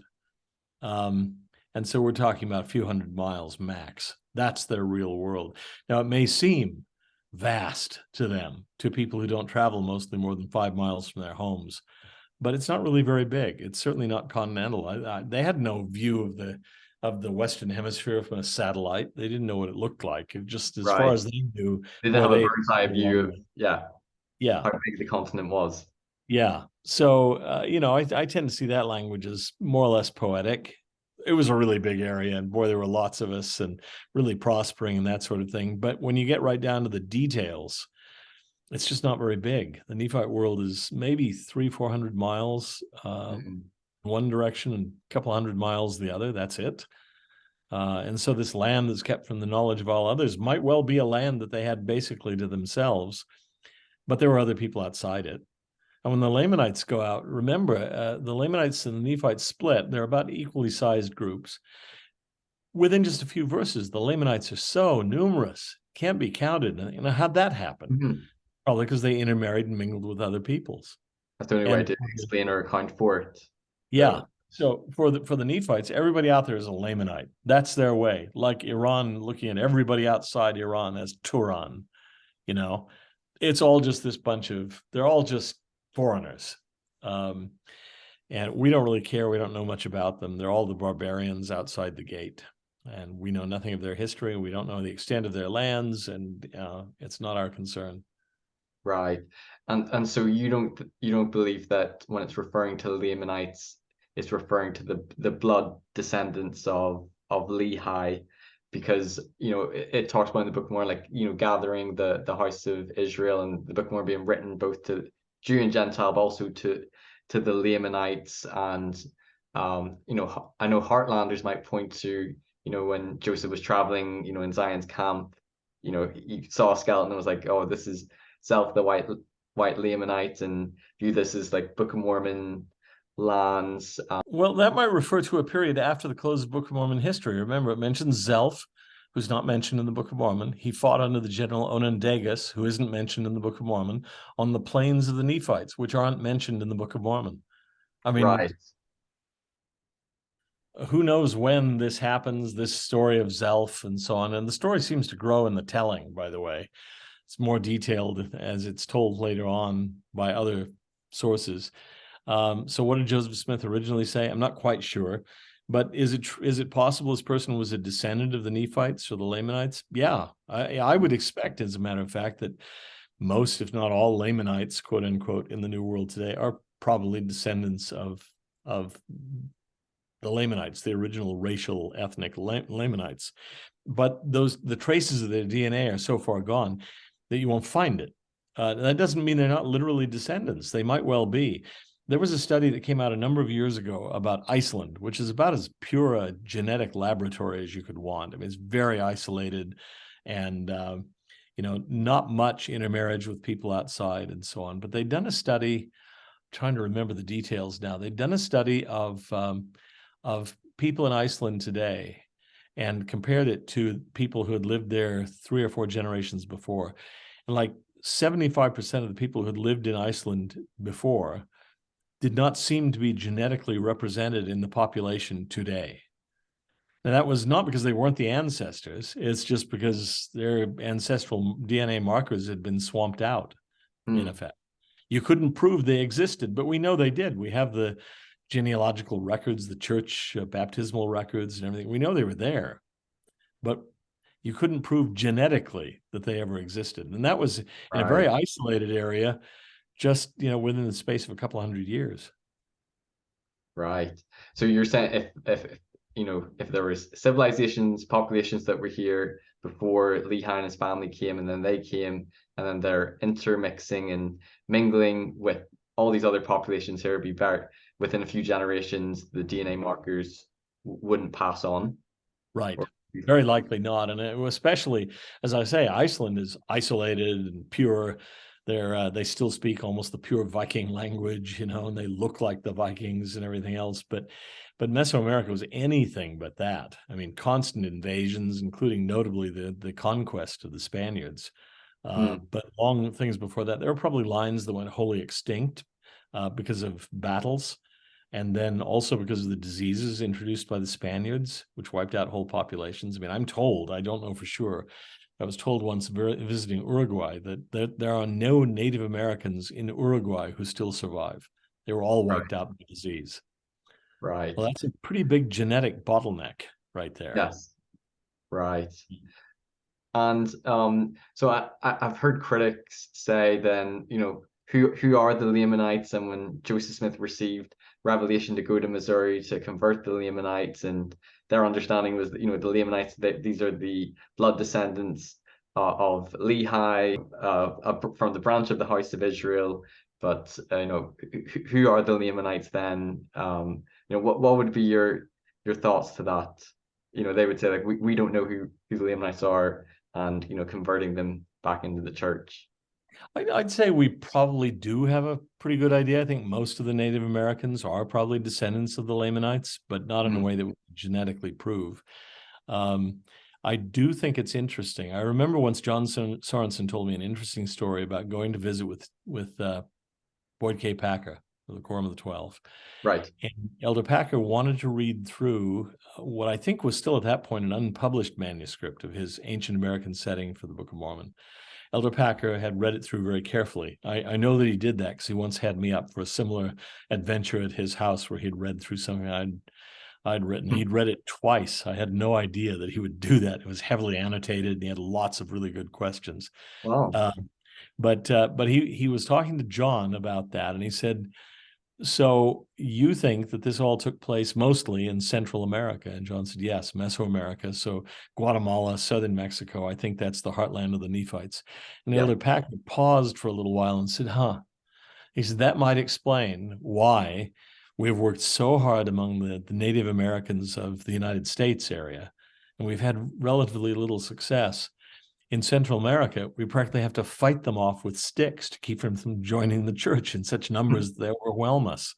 He said, could it be the blood of Israel is concentrated there? And John Sorensen said, well, I don't know, but that I think is the heartland. Elder Packer thought that was just fascinating. But are there Lamanites in North America? Yeah, I think probably so. Right. Okay. So there could have been Lamanites in Missouri. Like, you don't think that was sort of, Joseph Smith or the Lord being mistaken on where the Lamanites are? No. Okay. Okay. Well, we'll move from DNA. Whenever I read Grant Palmer's book, there's a chapter on like Protestant Christianity, like sermons and people's sort of like conversion experiences, and there being similar phraseology or sermons or sort of like born again experiences to that in the Book of Mormon. I'm thinking off the top of my head, I think talked about Enos's experience, praying and then having forgiveness of his sins, or Alma the Younger's dramatic experience and being racked with like torment and the pains of a damned soul, and then having his sort of forgiveness experience, the same chapter with the beautiful chiasmus in it. And some critics might say, is this just it reads a lot like Protestant sort of Christianity that Joe Smith might have been hearing at revivals and sermons and things, and that's where there these parallels to what's in the Book of Mormon, and that's sort of a Protestant Christianity 19th century text. What's your response to that? I think he cast his net too narrowly. You have accounts like this elsewhere in the history of Christianity and outside of Christianity. You have accounts in Heck, in the medieval Islamic world, people going into trances and deep religious experiences and so on, coming out with being reborn, being racked with the pains of a damned soul and so on when they're convicted of their sins and so on. I could point to passages in the 1001 Nights, for one place, where you find things like that. It's not unique uniquely or exclusive Protestant. to No, 19th century Protestant no. Christianity. And I know one thing that Palmer talked about was King Benjamin's address and people being in tents, and it's like a Protestant revival service. Yes. No, it's much more like a Feast of Tabernacles among the Jews. People are in their individual tents, the way Jews still do today. They build booths or tabernacles and dwell in the tents to be reminiscent of the camp of Israel, marching in the wilderness. And the sermons are about atonement and Messiah, and the king delivers the speech from a pillar, and just as King Benjamin does. It's not at all like a Protestant revival service. It's very much like a Feast of Tabernacles. And Blake also talked about it almost having connections to being like an ancient covenant renewal Yes. among the Jews as well. Yeah. So, yeah, I mean, there are seeming parallels to Protestant revivalism, but Protestant revivalism is often based on biblical examples, and it's actually closer to the biblical examples. And what we know about the Passover, for example, it's actually, the Bible never describes a Passover quite in one coherent single place. Whoever did the story of King Benjamin and the speech that he gives to the people assembled in their tents had obviously studied the Feast of Tabernacles through scores of passages in the Old Testament to get it right, all the details right, and in the original Hebrew, I would say. Right. Okay, that's interesting. There's this famous quote by Alexander Campbell, and he talks about that the Book of Mormon addresses a lot of the 19th century sort of controversies of the day, like infant baptism and Trinity, things like that, and that the Book of Mormon is addressing sort of like 19th century Christian sort of controversies and problems, and some critics might point to there's a lack of some of the doctrines that we have in Mormonism which are quite unique, maybe like degrees of glory or eternal marriage, pre-existence, deification, becoming gods. Those sorts of things aren't in the Book of Mormon, and they might say like, oh, you would think if it contains the fullness of the gospel, why doesn't it contain some of those doctrines? And they might say, is it because Joseph Smith hadn't developed them yet in his theology, and that's why they came later, and that's why they didn't show in the Book of Mormon? Any thoughts on that? Perhaps it's understanding what fullness of the gospel means. It was a question I had as a missionary. I sort of wondered that because I thought like, oh, well, maybe like understanding that we're spirit children of heavenly parents, or the kingdoms of glory, like the full understanding of the plan of salvation, that wasn't in the Bible because things have been taken out, plain and precious truth. But I was like, I wonder why it wasn't, in the Book of Mormon. There's probably a lot there that I said, but your thoughts or responses to that. Well, Noel Reynolds has written several articles I think are quite important on the idea of what it means to have the fullness of the gospel. And he boils it down to a basically 4-point formula, which has to do with faith, repentance, baptism, and endurance to the end, and so on. And that, he says, is taught more clearly in the Book of Mormon than anywhere else. The rest is appendages to that, but that's the fullness as he sees it. There are doctrines I think are there. I'm trying to look up a passage right now. I didn't even bring my scriptures out for this, which is really bizarre. Why would I not do that for my for this interview? But I know there's a chapter about Melchizedek priesthood. I think it does talk a little bit about being foreordained from the foundation of the world. So that might be an allusion to the pre-existence. Yeah, Jack Welch has argued that it is, and but there are other passages, like a passage in 3rd Nephi, where you'll have to find it. If I keep diddling with this, That's okay. I'll be totally distracted. But where Jesus says, "What manner of men shall ye be? Ye shall be as I, and I am even as the Father." And I think, okay, that in a nutshell is deification. It's in 3rd Nephi 25, 26, somewhere in there, 27 maybe. And so I think, okay, if you just unpack it, if A it's the old between the lines, sorry, like read between the lines. Yeah, well, you don't even have to read very far between the lines. If It's the transitive principle in arithmetic. If A equals B and B equals C, then A equals C. Right. Yeah. Yeah. If you'll be like me and I'm like the Father, then you will be like the Father. Now, that's a promise of deification right there. And I Mm. don't think Joseph noticed it. Yes. I think even section 76, which also implies deification, came fairly early in the first part of 1832, but nobody really noticed it. It's only later in Nauvoo that he starts talking about human deification overtly, but it's there. Mm-hmm. It was always there. Um, and So I think there's more there than meets the eye initially, but it was sort of latent. But there are definitely doctrines that are not there, eternal marriage and so on. And I don't know, what was in the lost passage or the sealed portion of the Book of Mormon, what would come forth at a later time. How much did the Nephites really know? I mean, Mm-hmm. I'm not convinced the Nephites knew everything. Some of the Right. prophets might have, but did the Nephite people as a whole, was it public knowledge? I don't know. Right. I think there might be a scripture as well where it talks about like Joseph Smith, yes, he's restoring things, but then there's going to be also things revealed which perhaps haven't, been known from the foundation of the world. I Right. can't think where that is, or I'm probably paraphrasing, but that could be it, Yeah. possibly as well. I'm not sure that everything that we know in this dispensation was known earlier on. Hmm. This is the dispensation of the fullness of times, and so I don't think we should necessarily expect to find everything that we Hmm. now know. We're even told the restoration is still ongoing. Hmm. So are we going to find everything in the Book of Mormon at the beginnings of the church? I don't think so. Yeah. So another question, and this is one that I have as I've been going through the Book of Mormon again and looking at maybe some of the prophecies in the Yeah. Book of Mormon, where it talks about Mary being the mother of God, or Jesus being baptized by John the Baptist. I think it talks about 2 Nephi 31. Jesus's ministry, Christopher Columbus discovering the Americas. I think it's 2 Nephi 27 when it talks about uh, bringing a sealed book, and the learner will say I can't read a sealed book, and Yeah. sort of alluding to the Charles Anton visit and Martin Harris bringing him the characters from the plates and those things, or like Joseph, son of Joseph, being like a seer, to do a marvelous work.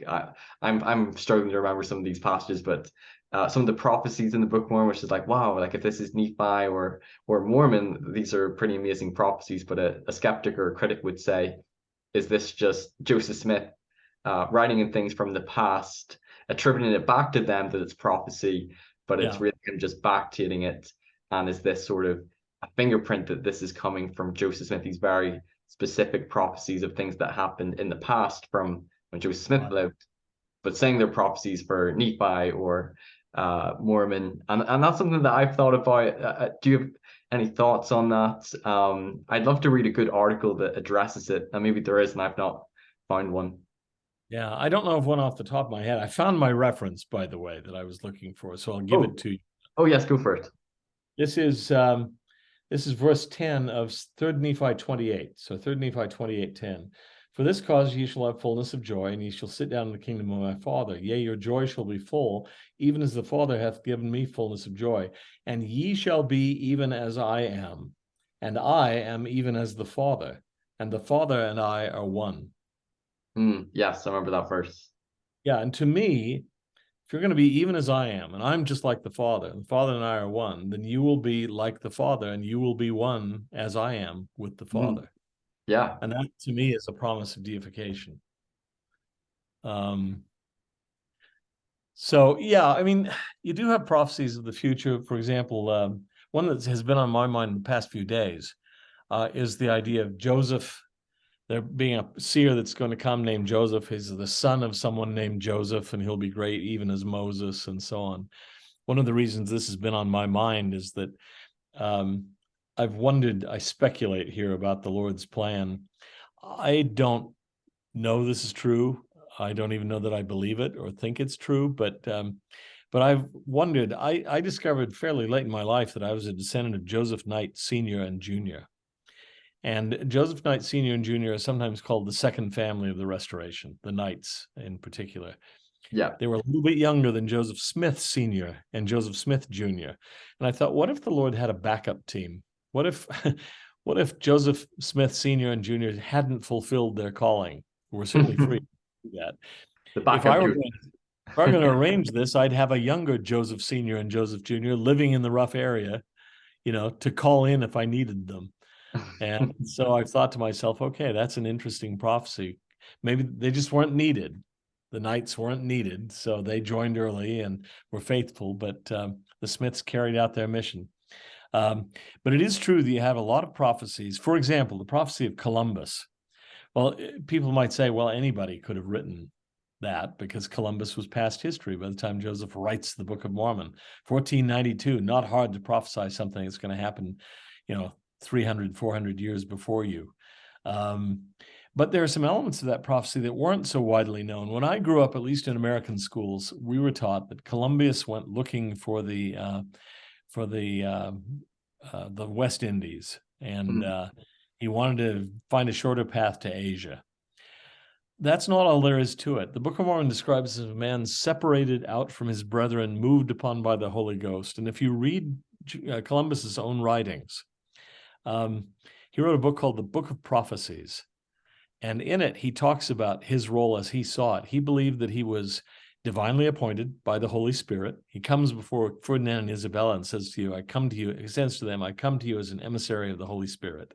He thought it was really significant that his name was Christopher, which means Christ bearer, and Columbus, which means dove. And he said, I am sent to bring the gospel to the people on the isles of the sea. And he quotes Isaiah. And unlike View of the Hebrews, he quotes the same passages that are quoted in the Book of Mormon. The voice of God unto the people on the isles of the sea. He's going to take the gospel to them. And his very favorite scripture passage in the Book of Prophecies is, other sheep have I which are not of this fold. Them also I must bring, and they shall be one fold and one shepherd. Oh. And so to me, that's an aspect of Columbus that I was never taught growing up, that he saw himself first and foremost as a religious emissary to take Christianity to lost Hebrew tribes living somewhere across the seas. And so that's a prophecy that seems obvious and easy, but actually is more accurate than people would have guessed, even in 1820. Because it talks about him being moved upon by the Spirit of God, or being inspired or led, doesn't it? In is it 1 Nephi 13? I think it talks about that. And so this Book of Prophecies was only published, I think, in the 1950s. Joseph Smith could not have had access to it. And his description of Columbus, or the Book of Mormon's description of Columbus, is more accurate than the one I grew up with. Columbus saw himself as not so much trying to gain wealth and discovery, but as an emissary of God to lost Hebrews. Right. That's very interesting. And I think as well, you probably would know more than me about this, but the allusion to Joseph, son of Joseph, being like this latter-day seer. There's this tradition among, I think, ancient Jews about Messiah, ben Joseph, and sort of I don't know if this came from prophets. I know it's not in the Bible, but this tradition of like a latter-day restorer, sort of like a great prophet restorer. And perhaps that could have been making their way through, because don't they believe the tradition might have come from Joseph of Egypt? Yes, they do. And so, that's a really interesting one. So there are prophecies that are more complex and more interesting than they seem at first glance. I even think the prophecy that Joseph's name would be known for good and evil around the world that Moroni gives him. That is amazingly true. I remember hearing a story from, what's his name, who wrote The Other Side of Heaven, about his mission in John Groberg. Right.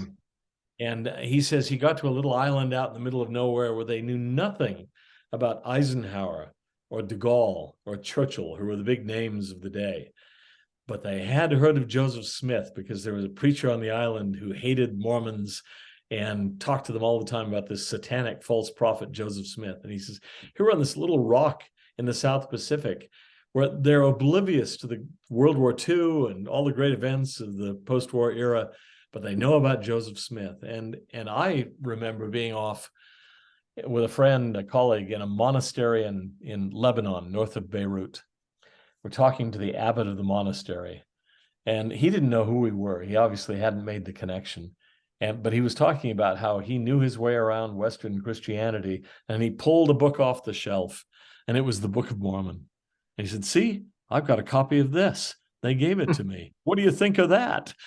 And I thought, here we are in Lebanon, just after the Civil War, and Joseph Smith and the Book of Mormon have reached to this monastic library in the north of Beirut. Pretty amazing. Yeah.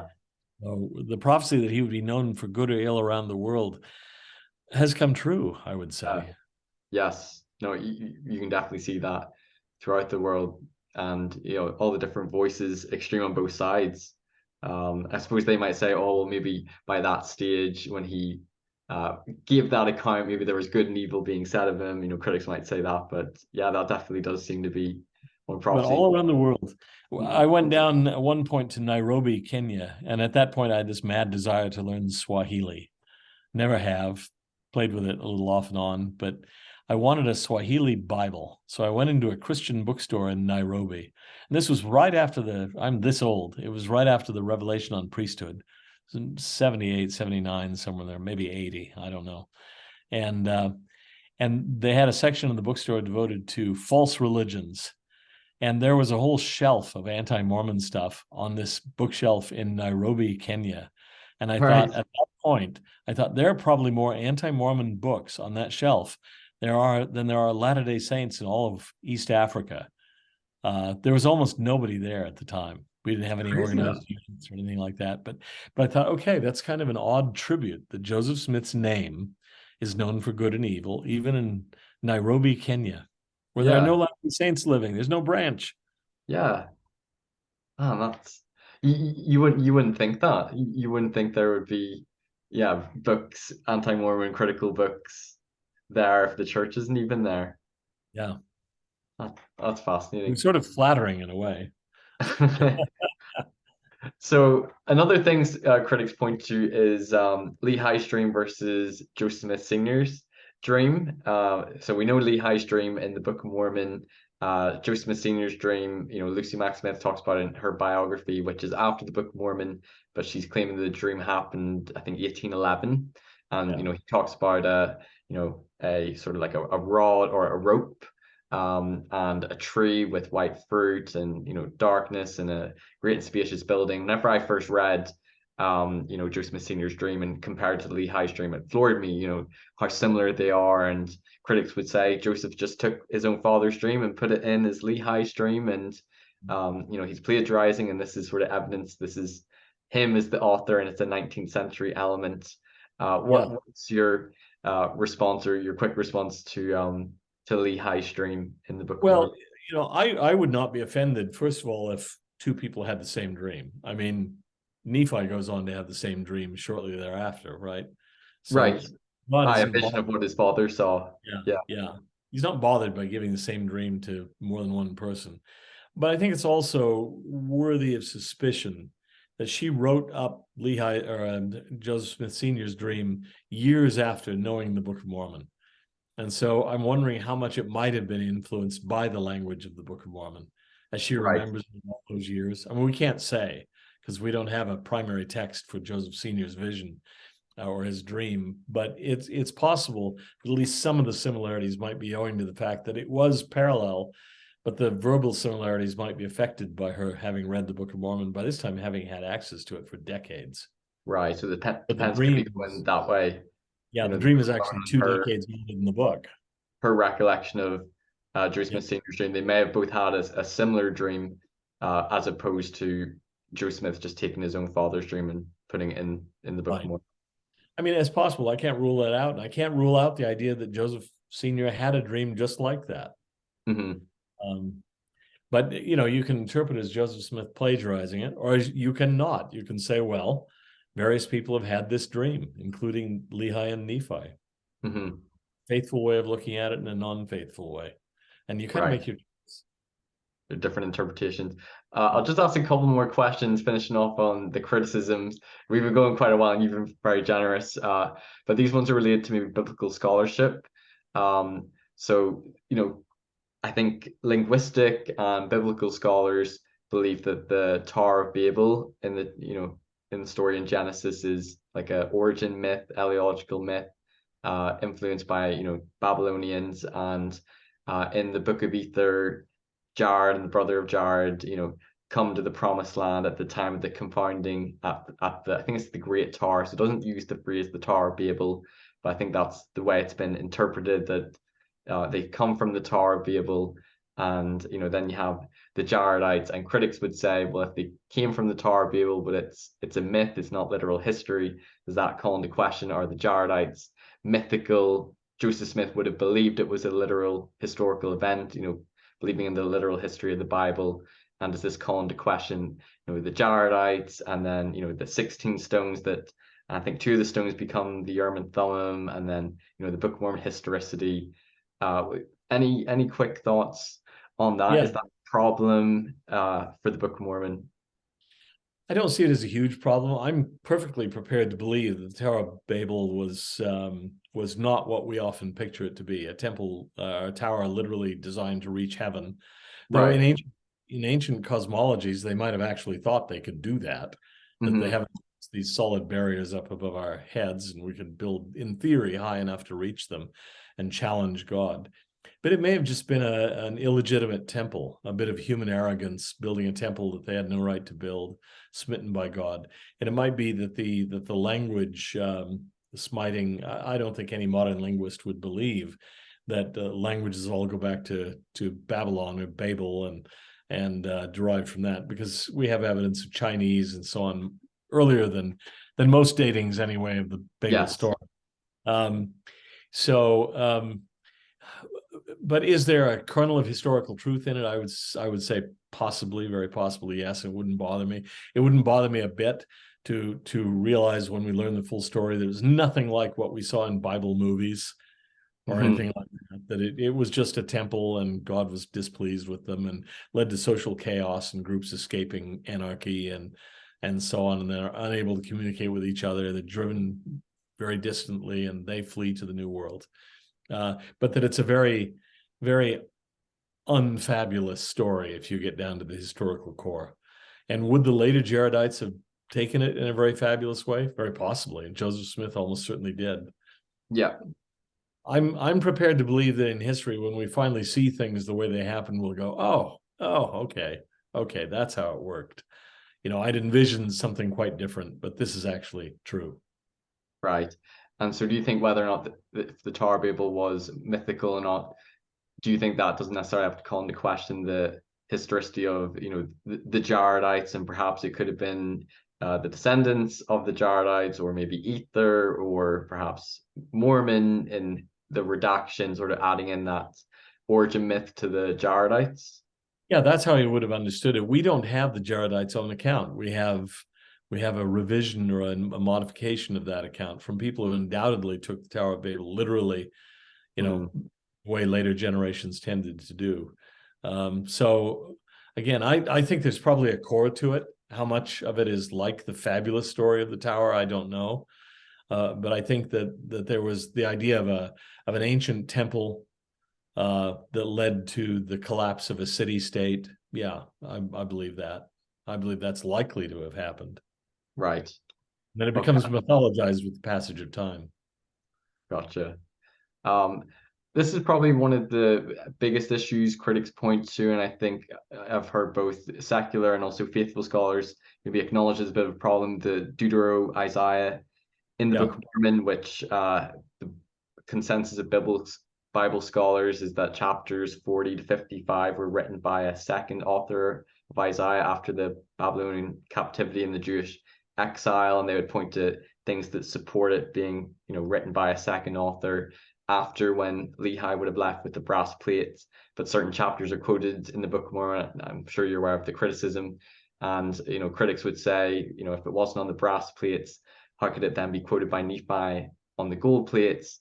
Is this a textual anachronism, and shows the Book of Mormon's not historical? And Joseph Smith wouldn't have known about biblical scholarship. He would have assumed the unity of Isaiah, and that's why he's quoting these chapters in the Book of Mormon. Sort of a big topic. What's your thoughts on Deutero-Isaiah? Do you agree with the scholarship on it, and how do you make sense of it making its way into the Book of Mormon?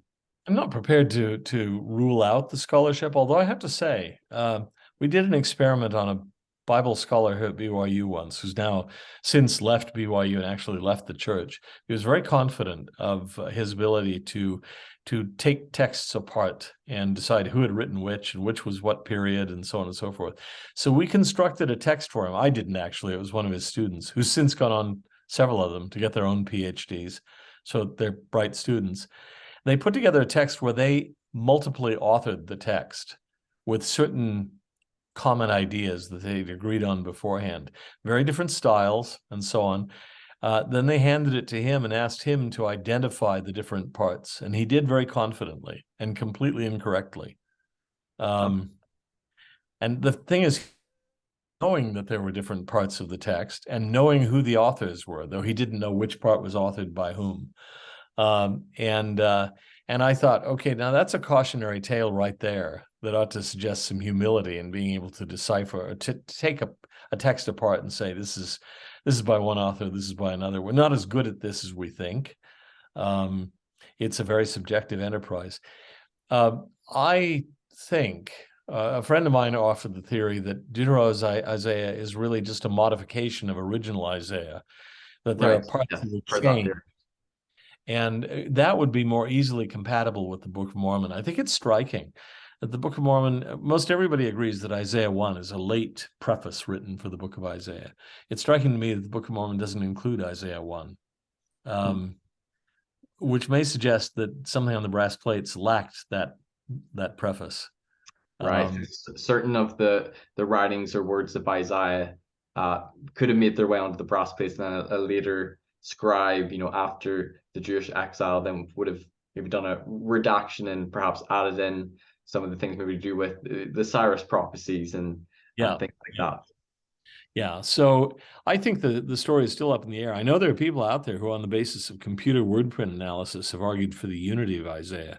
They haven't carried the day, but they're still out there, and they're reputable scholars. So I'd say this is one of those where I sort of put it on the shelf, but where I think that that there are some arguments to say, well, the Book of Mormon's not so clueless on this issue as you might imagine. For example, it would have been very easy to include Isaiah 1.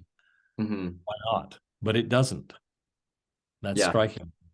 I know whenever I talked to Stephen Smoot, he also, he acknowledged the biblical scholarship consensus and the reasons for it. And he, similar to you, said that there could have been this small window of these being the authentic words of Isaiah, and the possibility they could have made their way onto the brass plates and then later redacted and revised by a scribe after. I suppose there's not evidence you can use to strongly support that theory, but it's a possibility that could have happened. Yeah. Okay. So maybe wrapping up in sort of like the critical issues and theories. There's different theories that have been leveled against the Book of Mormon, and there's some naturalistic explanations that he's just taken the idea of the Nephites and Lamanites from the Mound Builder myth. There's the King James Bible in the Book of Mormon. There's Protestant sounding sermons or Christianity, anti-Masonry to the Gadianton robbers and secret oaths and combinations, and New Testament phrases and Lehi's dream, Joseph Smith's Senior's dream, and critics would say, why not view it as this is just coming from Joseph Smith's environment and his culture and him orally dictating this, and it's showing like his fingerprints on the text. Like, why for you do you not find that a compelling explanation for how the Book of Mormon came to be? This is all from his mind and telling these stories to his family about the ancient Native Americans and their manner of warfare and animals and the anachronisms, and doesn't this point to Joseph Smith being the author and it being a 19th century text? Why for you is that not, because you said you've thought about the naturalistic explanations for how he could have done it, why for you do you not find that satisfying or compelling? Well, as I say, I still find that there are outstanding problems and questions that I think are still worthy of investigation and so on. Sure. But I find there are certain elements of the text for which I simply don't buy the naturalistic explanations. I don't think they can account for it. I don't think they can account for the rapid creation, rapid dictation of the text by a frontier yokel. I don't think they can account for the experiences of the witnesses. I just don't buy Dan Vogel's explanations of the witnesses. To me, there is an irreducible core there that is impossible to account for. And so, do I admit that there are still issues out there? Yeah, I do. There's still issues out there regarding the authorship of Homer's poems. There are still questions. I have relatives who were deeply, deeply into the Shakespearean authorship question. Was Shakespeare really written by Shakespeare? Were the plays written by the 17th Earl of Oxford, Edward de Vere? And there are interesting issues, and they, to my mind, haven't been settled. Was it Sir Francis Bacon who wrote Shakespeare? Was it, who was it? I think there are always going to be issues out there. And there are issues for the Book of Mormon, but I don't see them as lethal issues. I see them as detail issues. But the fundamental issue is how the book was produced, accounting for the phenomena surrounding its appearance, the angelic manifestations, not only to Joseph, but to other people. Not only to the three witnesses, but to other people. The existence of material plates and so on. I simply can't get around that. And the book, to me, reads too much like ancient history. I just can't imagine a yokel like Joseph Smith making it up. It reads plausibly to me, even little details. I remember at one point, it struck me that the Nephites and the Lamanites had a period of peace, and the trade barriers broke down between them. They did trade with one another freely and so on and so forth, and they prospered. And I thought, yeah, this is exactly what happens in a free trade zone. When the tariffs and so on go down and you have a unified trade system, people do better. It's better than conflict. That's a throwaway line in the Book of Mormon, but it reads true to history. This is beyond the capacity of this farm boy just to make it up on the fly. That verse would have taken him approximately 25 seconds in terms of dictation speed. And there are lots of those where I think this is a very astute observation. There's one, for example, where at the close of the Nephite Wars, toward the end of the book of Alma, the narrator says, because of the length and the terribleness of the wars, the hearts of many were hardened, and because of the length of the wars and their terribleness, so the hearts of many were softened. And I think that's an extremely insightful line, because I met people. My mission was long enough ago that I knew a lot of people in Europe who had been through World War II. And it was amazing to meet the ones whose hearts had been softened by the war. They just wanted to live Christ-like lives and do kindness because they'd seen so much evil. There are others who decided there could not be a God because of what happened in World War II. Thought, okay, same external circumstances. One group responds by having their hearts hardened, the other by having their hearts softened. And again, just a throwaway line. Over and over and over again, the Book of Mormon stuns me by what's in it. And I don't think Joseph just made this up on the fly as a ruse to con his parents or anything like that. And what are your thoughts on, I don't know, have you read William Davis's book? I thought it was probably, of the naturalistic explanations of how it could have been done, I thought it was a plausible one, saying that, similar to like a revivalist Methodist preacher, of like laying down heads, sort of like having a sketch outline of their sermon, and then they're sort of doing a semi-extemporaneous sort of oral dictation of it. So there's a rough outline, but it's not by memory, word for word, and that Joseph Smith, before certain books would have had like an outline, like before First Nephi, it talks about like what's basically happening in that book, and then he's just expounding on it and doing his own inspired oral dictation. What have you thought of that naturalistic theory for how it could have been done? Yeah, I think that's an interesting one. I think that's one of the more serious explanations that we've seen recently. We've published a couple of reviews on it in Interpreter that I think raise serious questions about it, whether it really accounts for the data. But there again, I'd say it doesn't. That's one that accomplishes what it does by ignoring certain things, like the witnesses, basically. It just doesn't deal with them. And that's why I say I find it difficult to find a comprehensive counter-explanation. You can account for something, at least you think you can, but then whole aspects of the story seem to be lost. brushed aside. And when you take them all together, I think it's very hard to explain it away. Yeah, and I also want to ask you about your thoughts on Blake Ostler's expansionist theory of the Book of Mormon. I think you lean more towards, it sounds to me like Royal Scousen's view of it being like a cultural translation. But your thoughts on his expansionist theory, because yeah, some theories can be complex, but I guess the best theory is one that tries to account for all of the evidence and not just focus on anachronisms or 19th century elements, but acknowledge some of the things that support authenticity or historicity. Yeah, I admired what Blake did because he recognizes there are seeming anachronisms, and he also believes there are things in it that simply can't be explained as modern. Yes. And so I remember when I first heard about his theory, I thought, that's my position. And when I read it, I was less certain that it was my position. It was a little more expansionist than I am. Yeah. Nevertheless, I think it's a really interesting idea because it recognizes what a lot of critics don't, which is there are things in it that are difficult to explain, or from my viewpoint, almost impossible to explain away. And his theory acknowledges that. Yeah. And so to you, and just for like wrapping up in the book more and putting a fine point on it, why do you not see this as this could have just been Joseph Smith swimming in his cultural milieu, using the King James Bible, pulling from all these 19th century elements, and him out of his own religious genius being able to orally dictate this himself? Because I don't think that can account for the data. I don't think Joseph Smith swimming in his cultural milieu explains the accurate depiction of 7th century BC Arabia and Arabian geography, and the existence of a place like Nahum and things like that. I don't think his 19th century milieu can even begin to account for the early modern English elements of the original text. I don't think it can account for Hebraisms in the text or things that I see him as getting right that are bullseyes where he didn't even know he was shooting as a target, where he says things about the ancient world that in fact seem to be true.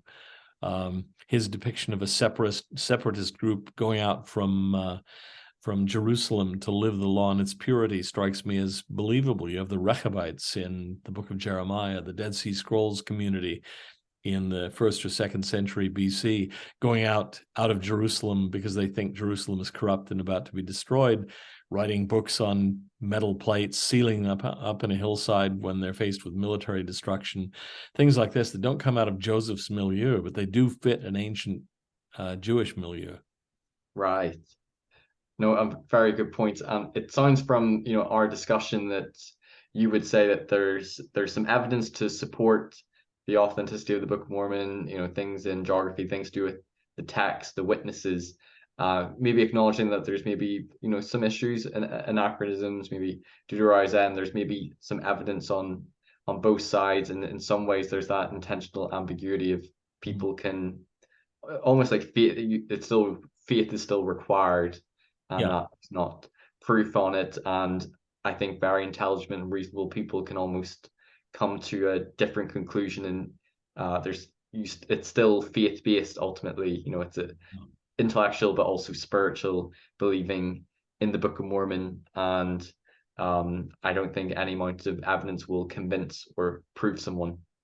Right. I don't think that I have it in my power to bludgeon somebody into belief, to coerce them intellectually into belief. I do have things that I'm mystified why some people don't find them as persuasive as I do. I find the witnesses very, very powerful, very persuasive. Tried to express that in these films, Witnesses and Undaunted Witnesses of the Book of Mormon and the other projects we've done for the Interpretive Foundation on the witnesses. And I've had people tell me, it means nothing to me, nothing. It doesn't prove anything. I'm speechless at that. And like, look, I'm willing to grant there's evidence against the book or evidence that seems to conflict with the book. I've had people tell me there is absolutely no evidence for it. And I think, okay, we have different definitions of the word evidence. Yeah, what constitutes evidence? Yeah, I'm willing to agree there is evidence that seems to work against it, but I think you ought to recognize there's evidence that seems to work for it. There's evidence for the idea that the sun literally moves. It looks like it does. It goes down on the horizon in the evening. It rises on the horizon in the morning.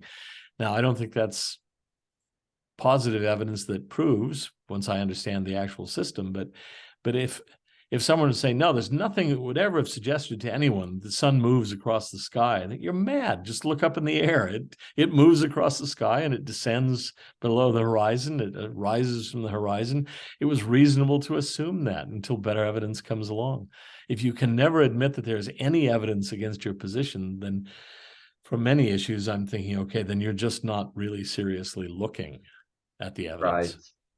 Yeah, and I think it's important to, I think, as human beings, we can all be guilty of confirmation bias, and we just want to focus on the information or arguments that support our position and ignore the ones that go against it. And I think, believers and maybe some apologists could be guilty of that, but I think it can also work the other way for critics. Yeah. It's important to, I think, as we addressed in part one, acknowledge what are maybe some of the evidences to support. At least if people feel like they're not convinced by it, they might at least see why a believer might find those things supportive. And I think it's good to acknowledge some of the issues against and understand why, critics might have those issues.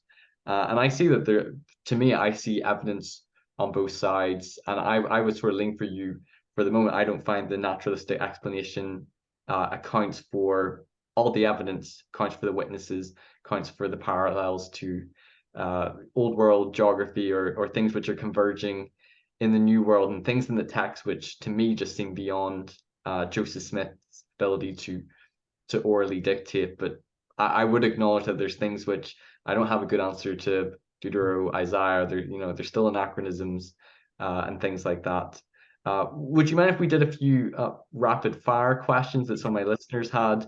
I'll make these quick. I'll not do any sort of follow-up because we spent a lot of time talking, and then we'll just have some final thoughts from you on the Book of Mormon and what you love about it. So one listener asked they want to give your thoughts on the Book of Abraham papyrus. Do you lean more towards sort of a catalyst theory or the long scroll theory? Do you believe that the papyrus we have today is sort of like the source papyrus that Joseph Smith was translating from, and his work with the scribes and the alphabet and grammar? Just briefly, your sort of view on the Book of Abraham. I'm inclined to think that that there is a lot of papyrus, maybe as much as 87% of what Joseph Smith had, that we're missing today. We know that we're missing some papyri because we have descriptions of them, descriptions that are plausible based on what we know about Egyptian papyri, that we just don't have anymore. And they probably burned up in the Chicago fire in the late 1800s. They're gone. That said, I see lately some critics are beginning to say, look, the scholars of the Book of Abraham or defenders of the Book of Abraham are moving toward the view that Joseph received it by revelation. Well, I think we always believed that. I never believed that he sat down with an Egyptian grammar book and worked his way through. I believe he received it by revelation. It was beyond his capacity to read Egyptian at that time. So that's sort of like the catalyst theory. Could Joseph Smith have told you whether he was getting it from the papyrus or not? I'm not sure that he could have, because he was getting it by revelation, and he couldn't go independently to the papyrus and say, see, this is where it's from. It's from this hieroglyphic phrase here. He wasn't able to do that. So he couldn't have told you exactly where it was coming from, except that as he looked at the papyrus, this is what came to him by revelation. So I'm open to the catalyst theory. I'm also open to the theory that he had papyri that we don't have now, that might, had they been translated even in a conventional way, give us the Book of Abraham. But we can't prove that, and I don't think we'll ever be able to, because I think those papyri are gone. And the characters which are on the alphabet and grammar, that sort of there's character then text which seem to resemble what's in the Book of Abraham. Do you believe that was Joseph Smith and the help of his scribes believing that they were doing a literal translation of the papyrus we have? Do you believe, I think, is it John Gee that believes maybe it was reverse engineering? They went back and then were trying to attribute some of the symbols to what's in the Book of Abraham. What's your thoughts on that? I'm inclined to John Gee's view. I think that this was especially W.W. Phelps saying, well, look, we've got we have an English translation. Here's this Egyptian text. let's see if we can figure out Egyptian. People were still trying to do that at that time. Champollion and so on. This is fairly fresh stuff. Right. So let's see if we can decode this text. I mean, that's basically what was done with the Rosetta Stone, was when you had a text in several languages, some of which we knew, that you could then go back to the Egyptian and see how the Egyptian says that. And then that would give you a key to future Egyptian texts. It was actually a sound instinct. I don't think it was well carried out. Okay. Uh, so this comes from some listeners that, so some people feel that apologetics can almost be quite polemic and sort of like defend the truth at all costs and almost view, critics as almost like the enemies, and they might use maybe scholarship, which isn't maybe super strong in order to defend their religious convictions. What's sort of like your general response to that? You've probably heard that a lot. Oh, yes.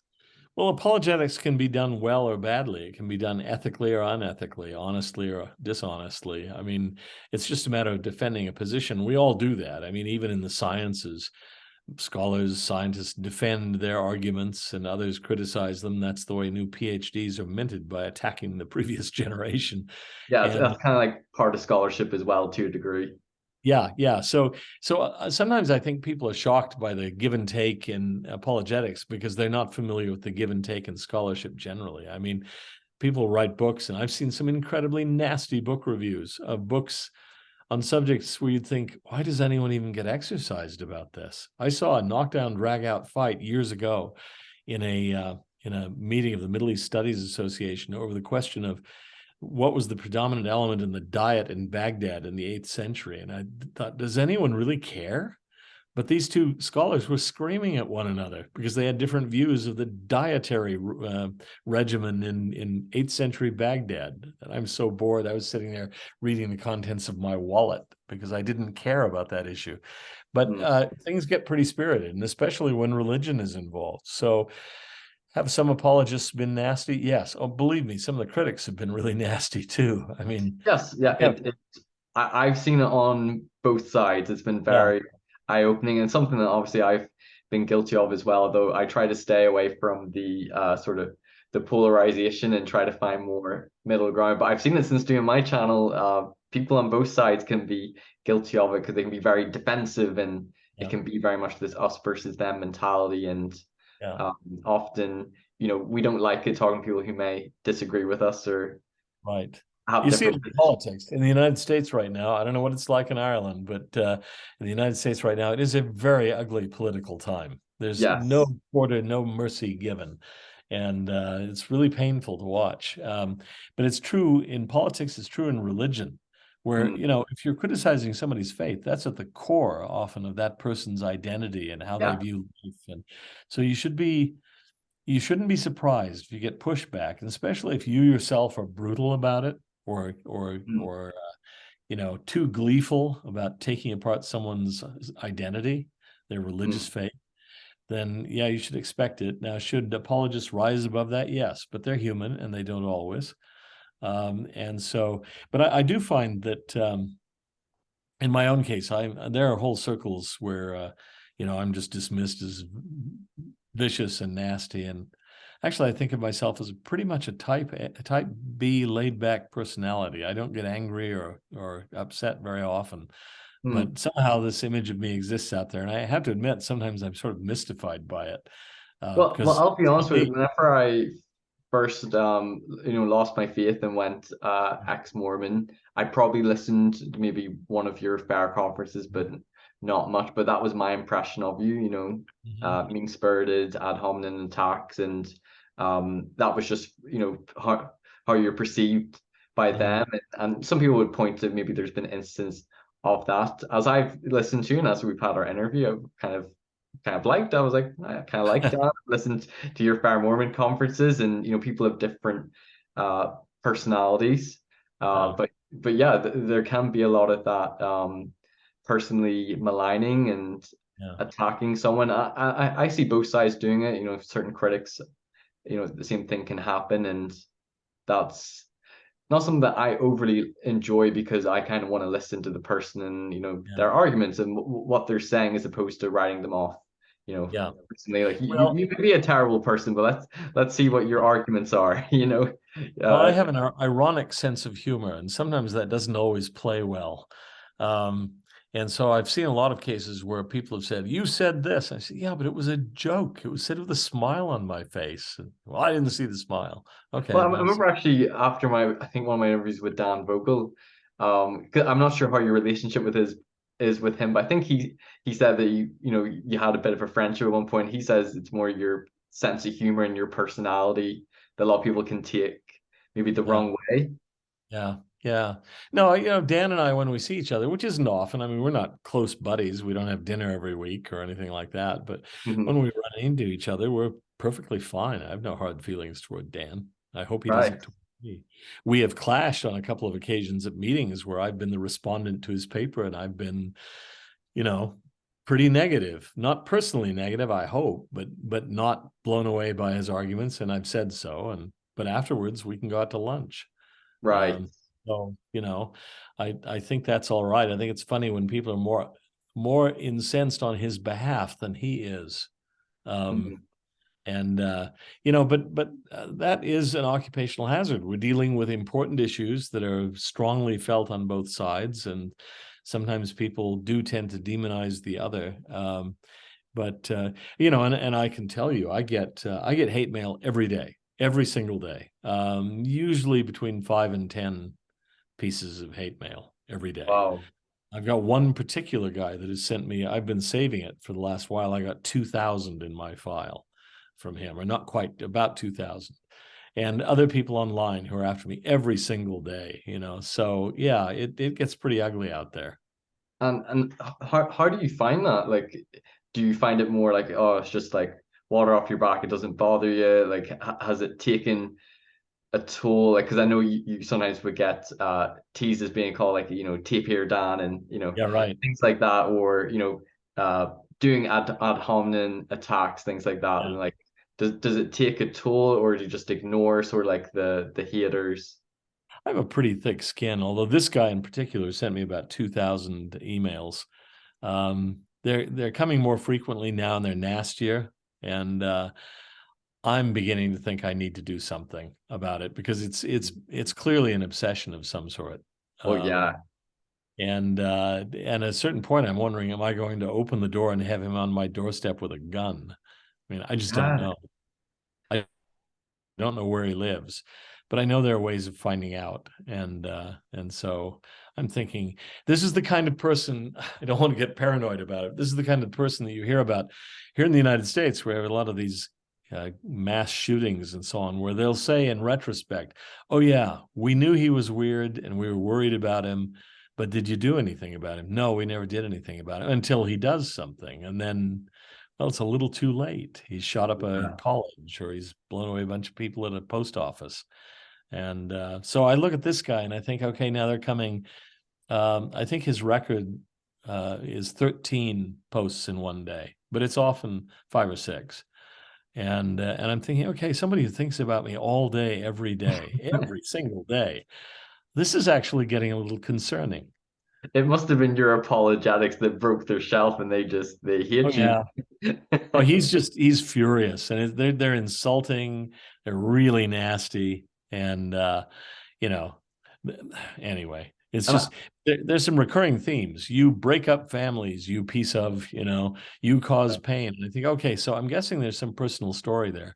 I'm not yeah, aware of any family I've broken up or anything like that, but evidently something terrible has happened to him, and somehow I'm the one responsible. I don't know how. I've got a friend. I won't say his name, but he's a content creator, and his approach is maybe a little bit different to mine. He maybe went in with more divisive rhetoric, and he's had some awful backlash of people being really insulting, personally going after him, threats, Yeah, really just terrible how people can have so much hatred and it can get to that level, even if you disagree and understand, religion, people's faith, it's a very important personal matter, or people who leave the faith might have resentment or bitterness or frustration or uh, yeah. trauma even from their faith crisis experience. But it's uh, people can just take it to extreme levels Yeah. where I feel like we don't need to be angry or hate on each other or be super defensive. We can talk. And do you think perhaps there needs to be, or maybe should be, better dialogue between critics and apologists, a way to talk with each other without having to create the us versus them, or the anger or hostility or defensiveness? Do you think, would you like to see that? Do you think that's possible, or do you think it's sort of there's always going to be this division? I think it's possible with some. I mean, like I say, Dan Vogel and I could sit down and have a conversation. I have no problem with that. Yeah, I find And him very agreeable. I've yeah, had a couple interviews with him, and I get on with Dan. yeah. There are a few people I suspect just from they're all anonymous and they all send me nasty things, and I have a hunch sitting down with them might not be a success. So, but there are plenty of them, that I Yeah, could have a conversation with, and I wouldn't be bothered at all. We don't have to fight and yell. yes. It's often those who are the most, in my experience, the most sort of intelligent or well versed on, the complexities and nuances, tend to be the most thoughtful and able to have a discussion without it getting defensive and just starting Yeah. attack accusations. I remember Richard Lloyd Anderson, whom I really admire, wrote on the Witnesses. And Richard told me a story once about an evangelical pastor who moved into Utah Valley, not far away from here where he lived. And he said the fellow was really anti-Mormon, really anti-Mormon. You could call his church, and before you got through to anybody, you had to listen to a 2-minute anti-Mormon message that changed it every week, and so on. And Richard and his wife, Richard was one of the nicest people on the planet, just totally without guile, wonderful person. And he said to me that one day he got the idea that this guy moved into the valley, probably doesn't have a lot of LDS friends.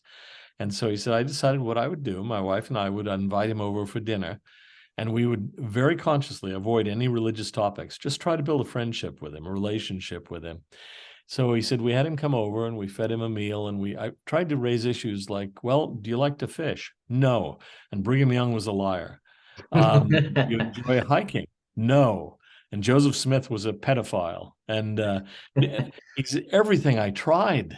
Do you have any hobbies? No. And and Mormonism is a satanic lie from hell. He said it was the longest evening of my life. Could not build bridges with him, just could not. We never tried it again, he said.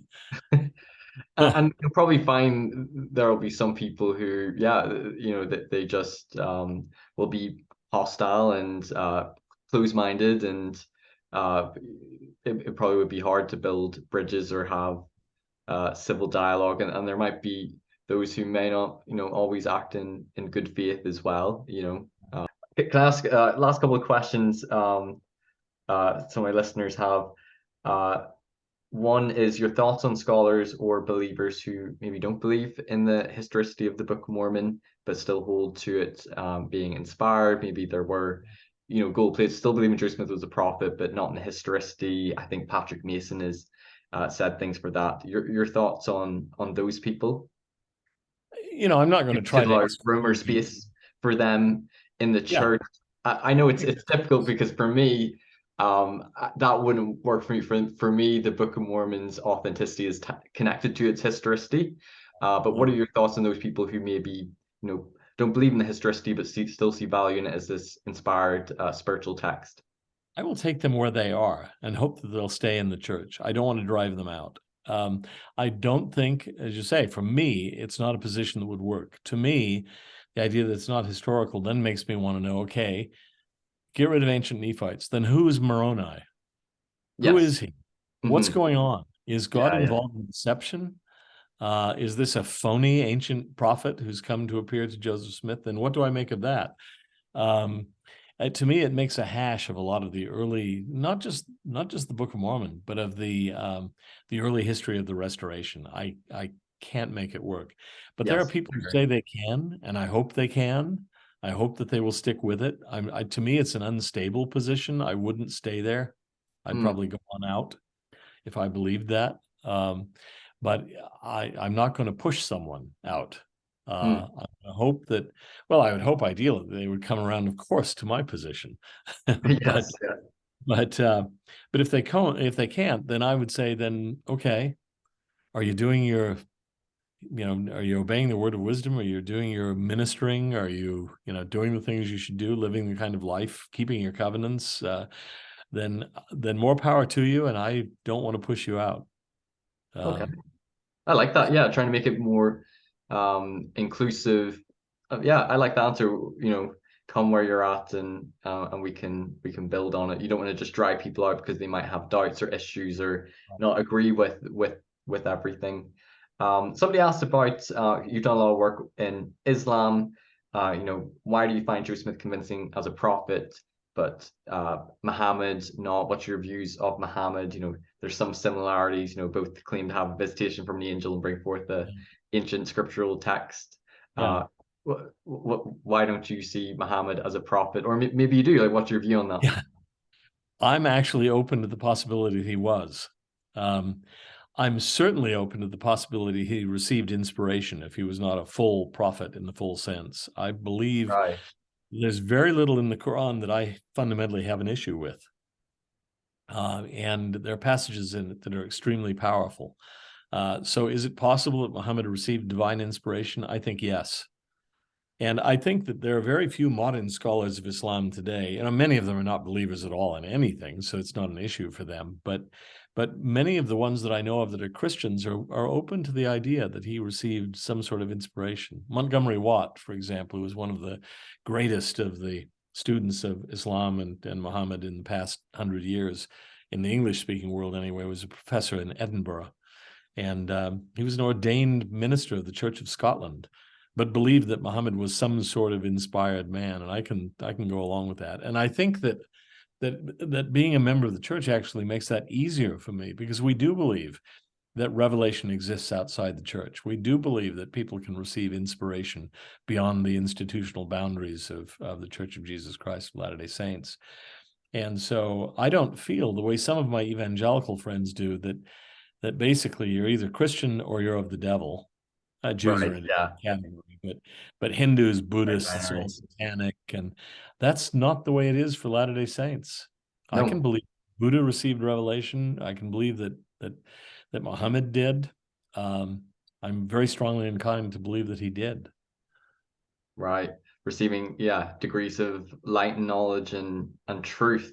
And, I think, Joseph Smith said, Mormonism, wants to find truth from wherever it comes from, wherever it may be, and not that we have a monopoly on truth or spiritual experiences as well. Another question is, so this might be a bit of a controversial one, but some people feel that apologetics has perhaps done more harm for people in a faith crisis and has caused them to leave than to stay. Any thoughts on that? I have my anecdotal experience where when I first was in my faith crisis, some of the apologetic things didn't help me too much. Later on, before I came back, and it was primarily a spiritual experience, so none of the apologetic arguments would have convinced me, but they did open up my mind again. And I began to realize that, okay, there's some evidence to support the apologetic position, and I dived a little bit deeper.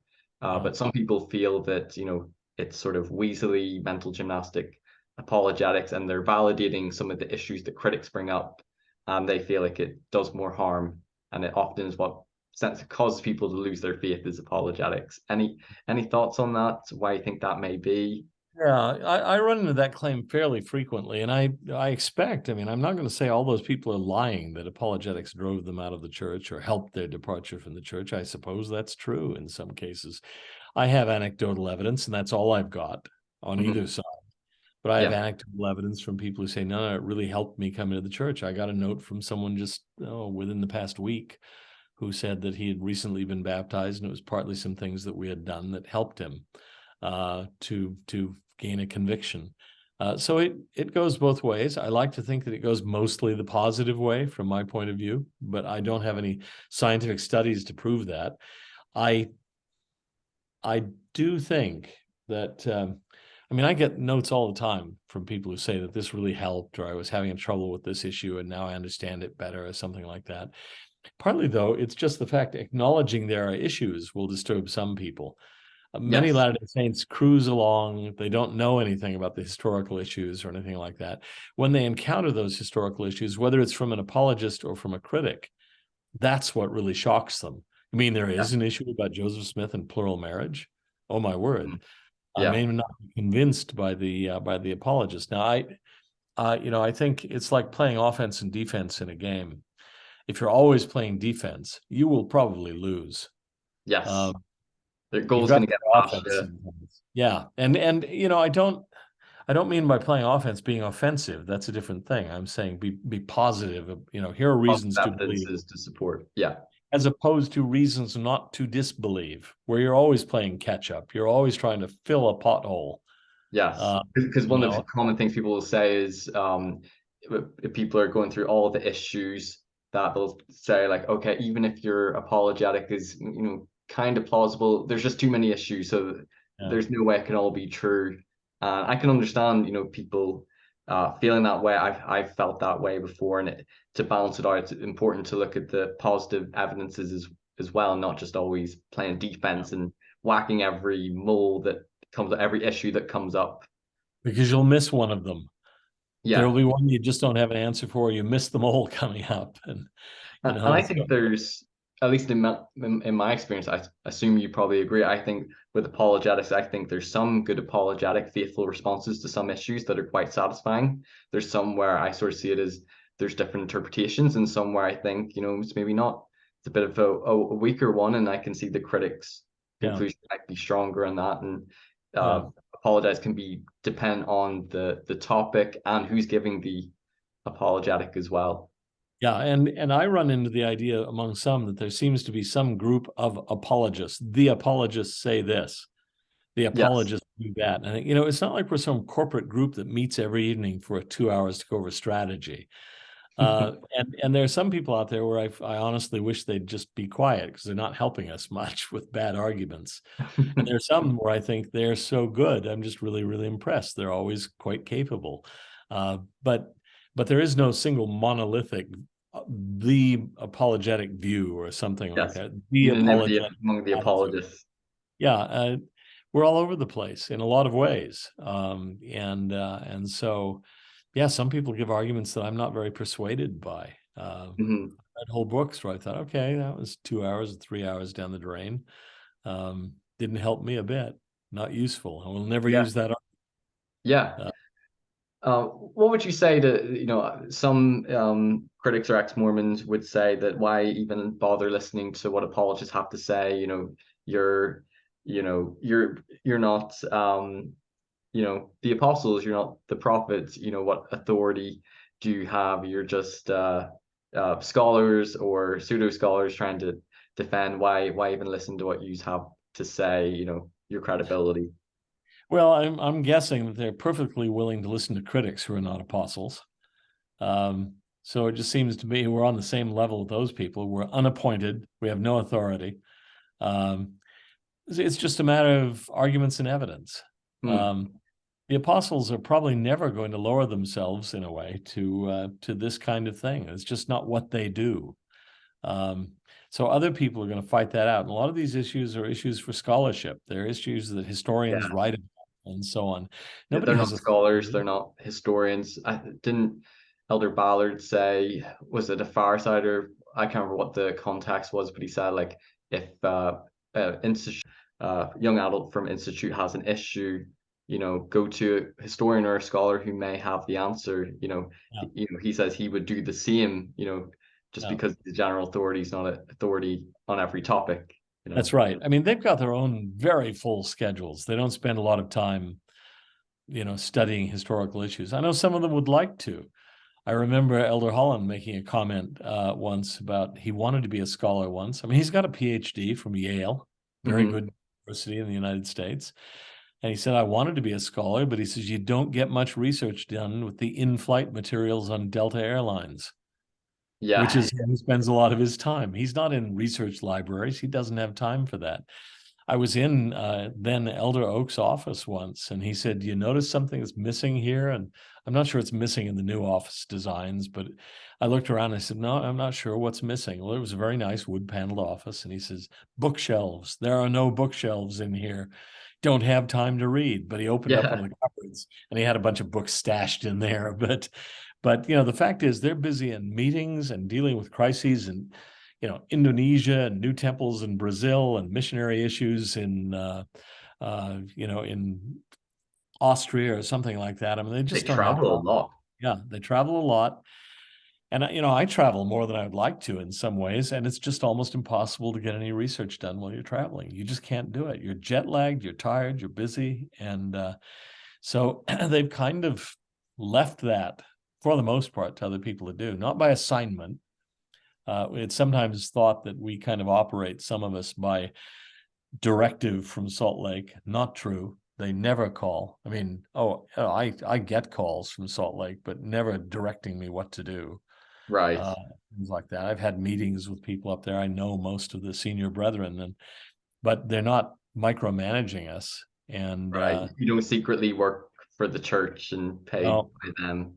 no. One of the themes of this guy who sent me the 2,000 messages is that I've gotten rich. I'm living off the widow's mite, and that would be news to my wife. We run this foundation called Interpreter, which, by the way, I encourage everyone to have a look at the Interpreter Yes. Foundation online. But my wife and I are donors to Interpreter. Minor league donors. We're not very big. We're not rich, but we don't profit from Interpreter at all. We give to Interpreter, not just time, but money.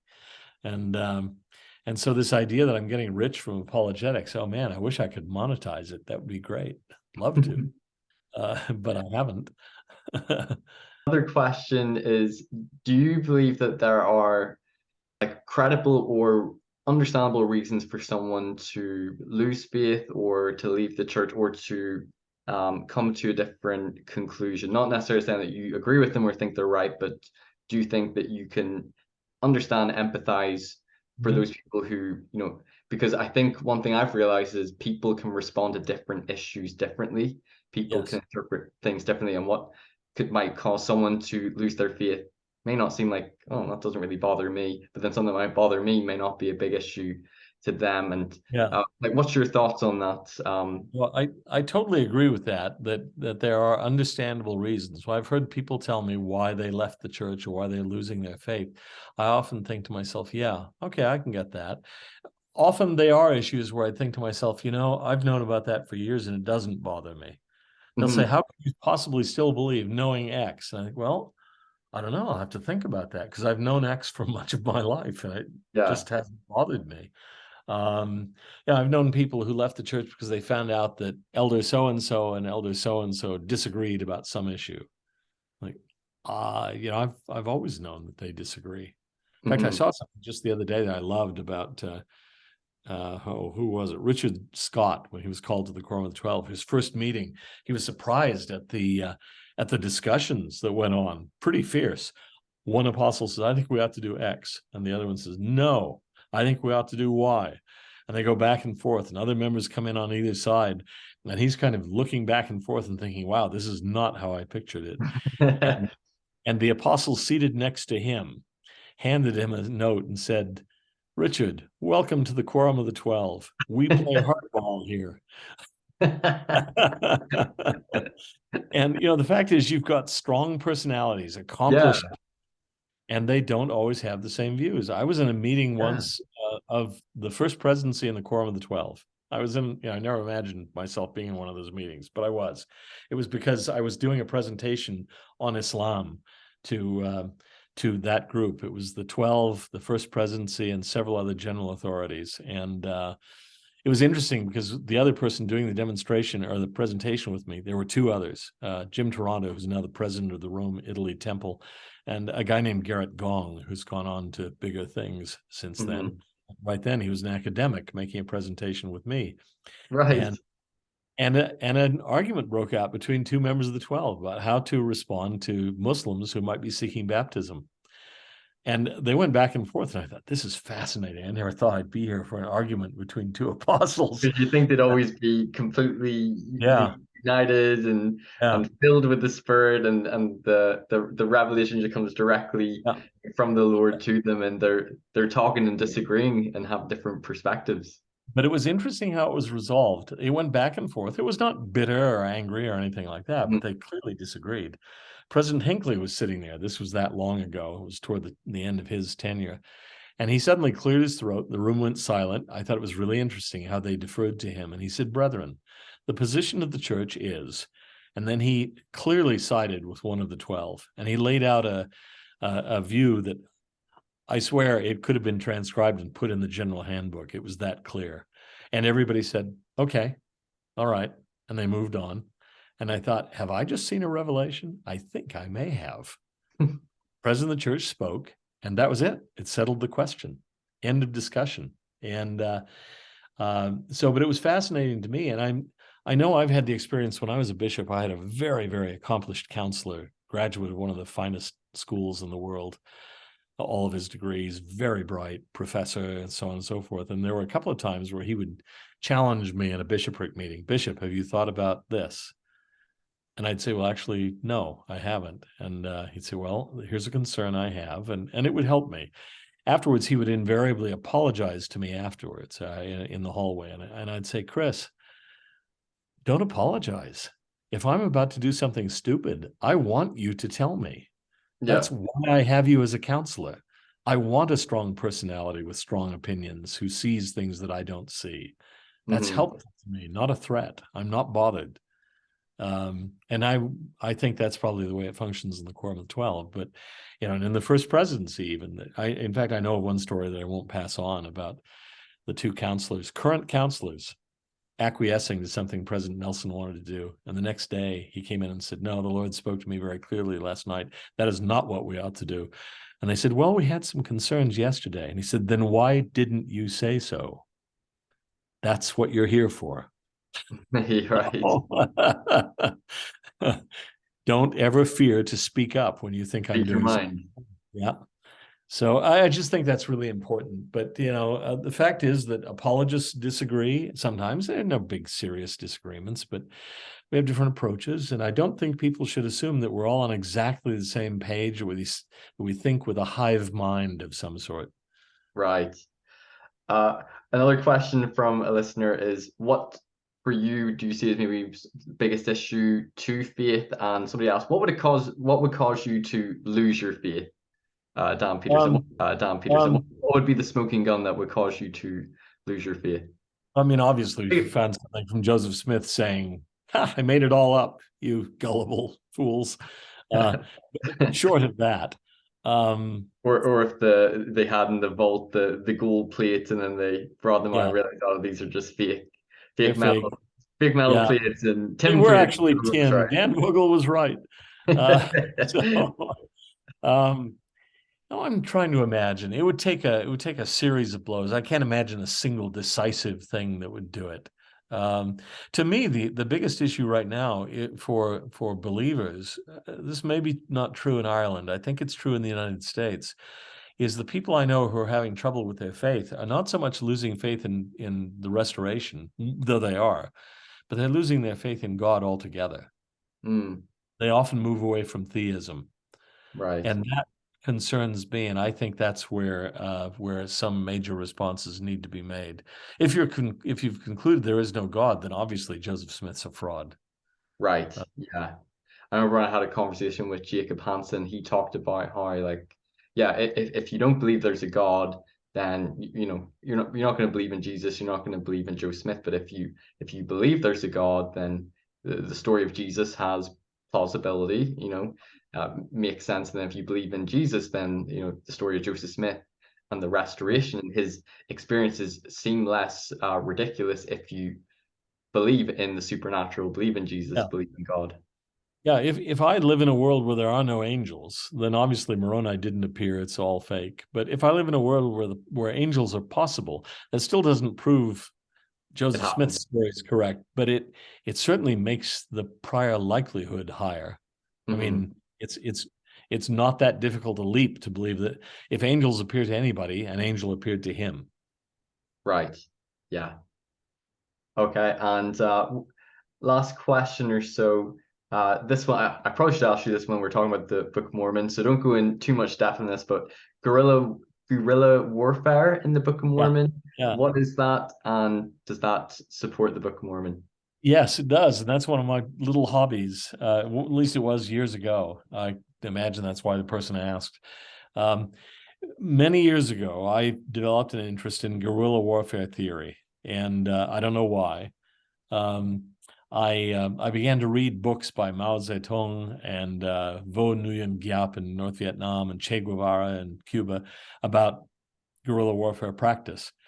And I didn't know why. I was just kind of fascinated by it. And then I was at one point teaching the gospel doctrine class in the Jerusalem branch of all things, many, many, many years ago.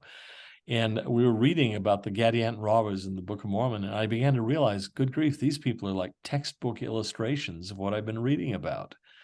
They do exactly what good guerrilla fighters do. They hide in certain areas, they attack, they withdraw, they don't try to hold territory. They attack, inflict maximum casualties, demoralize the enemy, then disappear. They can't be found, then they attack again from another angle. But the trouble is, as Mao especially stressed, eventually a guerrilla army has to change to a regular army. If it's going to win the war, it's got to eventually try to hold territory. That's what they're aiming at. The trick is to not do it too early when you're really not ready to hold territory. Because once you hold territory, it's sort of like what I was talking about, staking out your own claims on the Book of Mormon. Once you stake out a claim, you're subject to attack. When they stake a territorial claim, they can be attacked by hit and run, demoralizing, casualty-inducing attacks. And if you do it too soon, you can be annihilated. And that's what happened to the Gadianton robbers at the end of the book of Helaman, basically. They tried too soon. They came down out of the mountains. They besieged Nephite cities. And then the Nephites sealed up their cities, became a war of attrition. The Nephites had food in their cities. The Gadianton robbers had to go out looking for food in straggling parties. And at that point, the Nephites would send out sorties from their fortified cities to pick off the stragglers and the foraging parties. And the Gadiantons were destroyed. And I thought, yeah, you violated Mao's rule about what he called premature regularization. And I thought, okay, somebody wrote this who actually knew about guerrilla warfare. It's a textbook illustration of it. I wrote several things on that years and years and years ago. And I thought, this is not Joseph Smith, because Joseph Smith was a citizen of the United States in the first heady days after the American Revolution, where you still had veterans of the Revolutionary War who dress up in their dress blues and with their fife and their drum and would go marching on July 4th and things like that. To him, war was glamorous. He loved to get on his black horse Charlie and parade the Nauvoo Legion. But guerrilla warfare is not glamorous, not glamorous at all. Joseph wouldn't have liked it. It's hit and run. It's sneaking, and no uniforms, no parades, nothing like that. I thought, this is not coming from his mind. It's coming from the mind of someone who either had read Vo Nguyen Giap and Che Guevara and Mao Zedong like me, or someone who'd actually lived through something like that. Right. And so I thought, this is really plausible history. So that's my argument, basically. Much more detailed than that. But, Okay. We'll have to maybe find an article and maybe link it. yeah. You said you've done an article on it. Yeah, I did some. There was an old book called Warfare in the Book of Mormon. I published a couple of articles in that. I think it's And on. this is Guerilla with a GUE, not Gorilla. Yes, I always have to explain to that. I'm not talking about guerrilla warfare. That would be quite different. It would be beating the chest and throwing bananas. Okay, so in just wrapping up last couple of questions, what sort of advice would you give to someone who is maybe going through a faith crisis? Because I've had over this past year friends and family members who have either left the church or they have just a lot of big issues with it, and also people who have been watching my channel. You're hearing people who you can tell the ones who are just wanting to point out all the problems and attack, and you can, I think, tell the difference between the ones who are really wrestling with it, and it's like, I believe, but I've got unbelief, and they feel conflicted. And what would be Yeah. your advice to someone who's losing faith, who feels like, I don't know if I can still believe in this and want to leave the church? Any advice to them, and any resource that you think that they should turn to to perhaps Yeah. help them if they want to stay in, if they still want to maintain belief. Can I send you a little article that I've put on my blog and in the Deseret News once or twice? It's some books to build faith, sort of Yeah. basic that I recommend to people. Now, I know that the issues aren't always intellectual, and that Yes. these books won't necessarily deal with everybody's specific issue. But to me, they're good basic books that build up the idea of faith, or build up faith in such a way that I think challenges to faith will have a little higher wall to climb. So I can send that to you maybe, and you can share it with people Yeah. if that makes sense. Yeah, I'd love to. I would say, you can't always talk to priesthood leaders. I mean, people have told me, oh, yeah, well, you go to your bishop and talk to him. Well, my experience is a lot of bishops and branch presidents don't know much about these issues. And the response Yeah. might be, well, pray and have faith, read the scriptures. Well, that might be a good thing for a lot of people. It's not always adequate for everyone. I was amazed when I was a bishop in a singles ward. I had a lot of issues with people who were not so much intellectual faith crises, but they were just, drifting from the church. And it was amazing how often I would ask them, so are you reading your scriptures? Well, no. Are you praying? Well, no. And I thought, good grief, you're a walking stereotype. I mean, these are the things we're told not to leave off or you'll falter. But just doing them isn't enough to save you either in some cases. If you have run into a really difficult argument that you don't know how to deal with, then just praying and reading the scriptures may or may not actually help you much. Yeah. It might, but it might not. I'll give, sorry to go on so long, but I'll give you an example, and it involves Richard Anderson, whose book I really, really like, and which is on my list, actually. I remember running into an argument years ago, before I was married, when someone said, look, if you believe that Oliver Cowdery was a valid witness of the Book of Mormon, then you should also believe the fact that he testified that Joseph Smith was a fallen prophet, that an angel came to him and said that Joseph Smith was false, separate yourself from the church. And I thought, okay. Was it How Oliver do I? Cowdery or David Whitmer?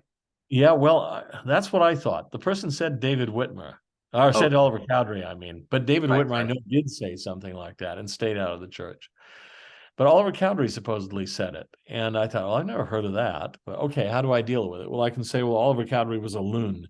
But there goes one of the three witnesses to the Book of Mormon, don't want to take that path. So I went through a period where I thought, who in the world could I talk to? My bishop wouldn't know a thing about this, nothing.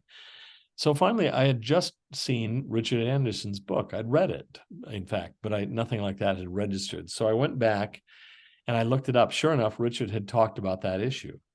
And it turned out I should have known better. First of all, Oliver did come back to the church, which Yes. is strange. How do you explain that if he received a revelation not to? Mm-hmm.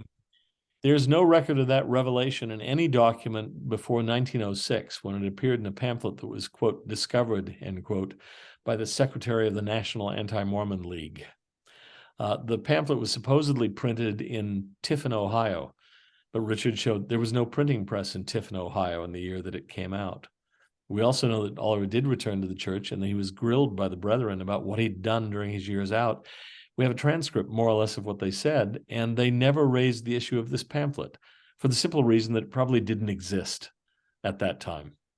And even Gerald and Sandra Tanner eventually admitted that it was probably a late forgery. But for a while it floored me, and I remember feeling totally alone. There was no one I could talk with.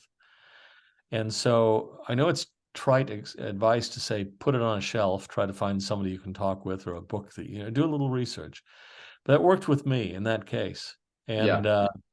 and it often works. It turns out people have dealt with this problem before. You're not alone. There are people who've written about it, Yeah. including faithful people. And if you look, you'll find it. I'm hoping it'll do an adequate job for you. It may or may not. Sometimes it doesn't, but a lot of times it does. And people, I've had more than one person go away.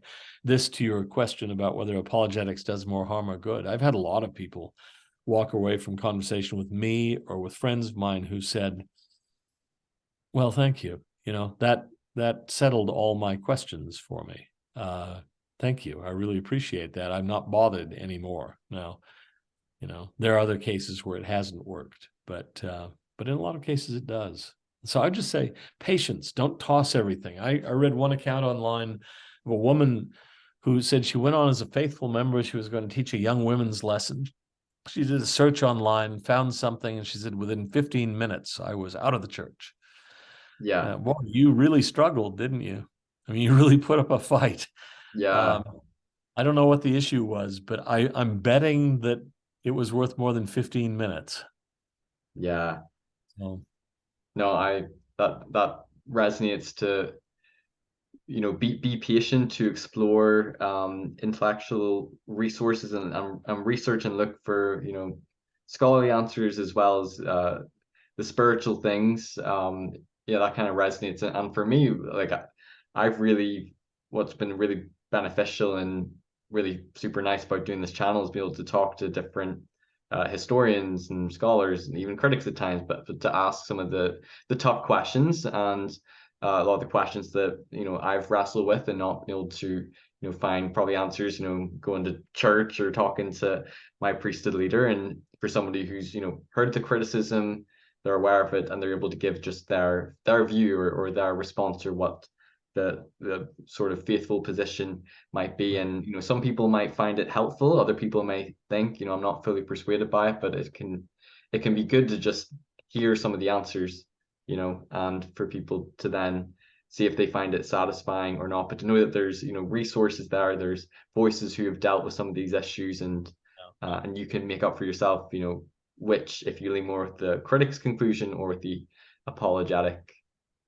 And any final thoughts you want to share about your engagement with scholarship, apologetics, your thoughts, testimony of the Book of Mormon, and yeah, just sort of like what's your sort of spiritual foundation or your testimony, your rock built on? Well, I think it's important to bear a testimony, to say, look, ultimately scholarship will go back and forth. In scholarship, there are almost never any settled issues. On trivial things, yes. I mean, was the American Declaration of Independence written in 1776? Yes, it was. There's no debate about that. But that's not. But what did it mean? What went into the writing of it? People argue those sorts of things and will argue them forever. And that's true of every serious historical and religious issue.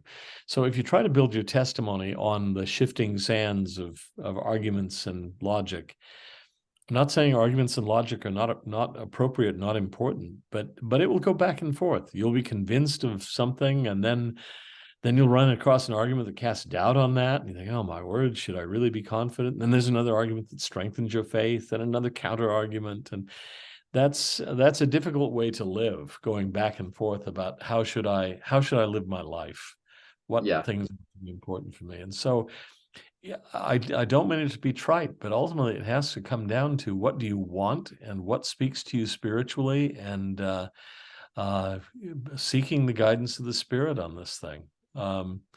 And that can get you through some rough periods. It can't sustain constant attack if that's all there is.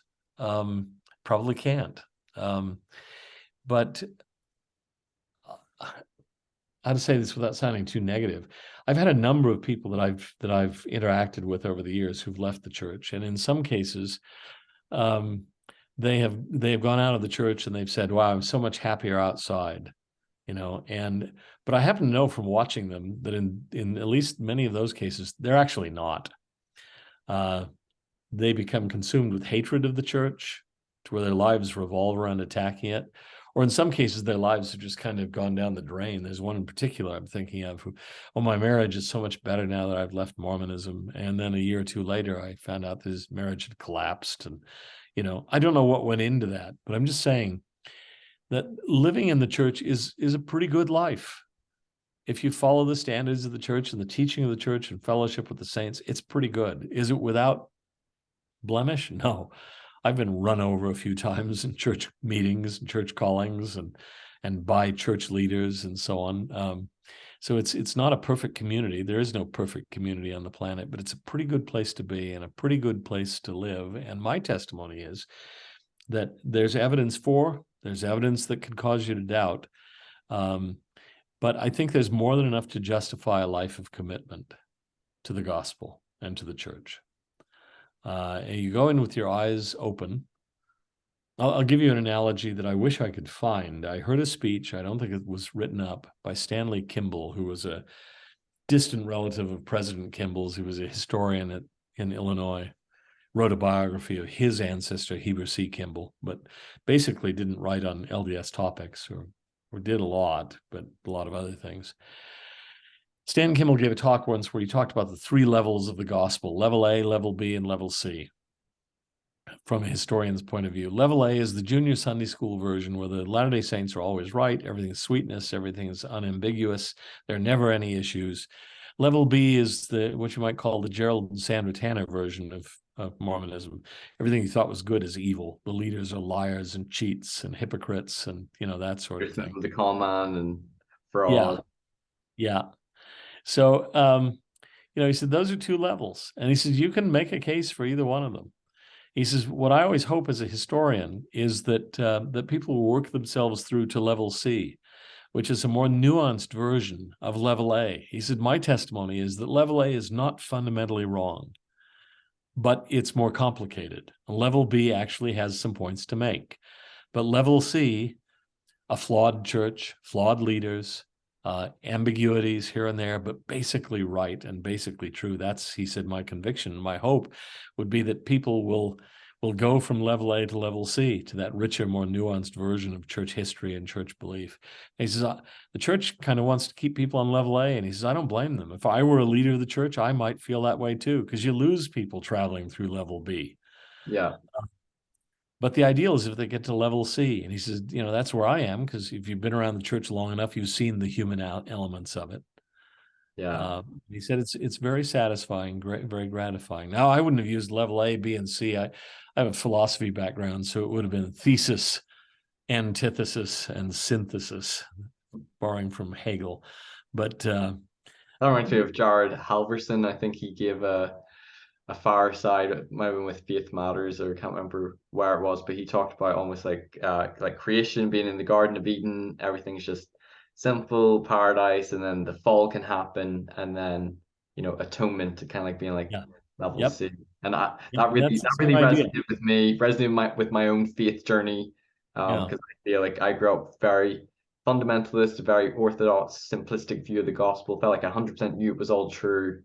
Absolutely no doubts. And then the fall encountering critical material and issues with church history, and it was almost like the very fundamentalist orthodox view I had sort of crashed. The shelf couldn't handle those books, and then coming back now, sort of like the atonement, or level C, as you put it, is almost like a new shelf with still some of the books, but it's a more refined, thoughtful, nuanced faith, and it's more humble. I don't feel like I have the same certainty, or that I know with 100%, but it's been able to withstand periods of doubts or issues or wrestling with things, and I've grown to see it as maybe more of like that's part of my own journey and growth and development and maturing. And I feel, especially with the internet and access to all this material, I feel like if people haven't confronted it, they're probably gonna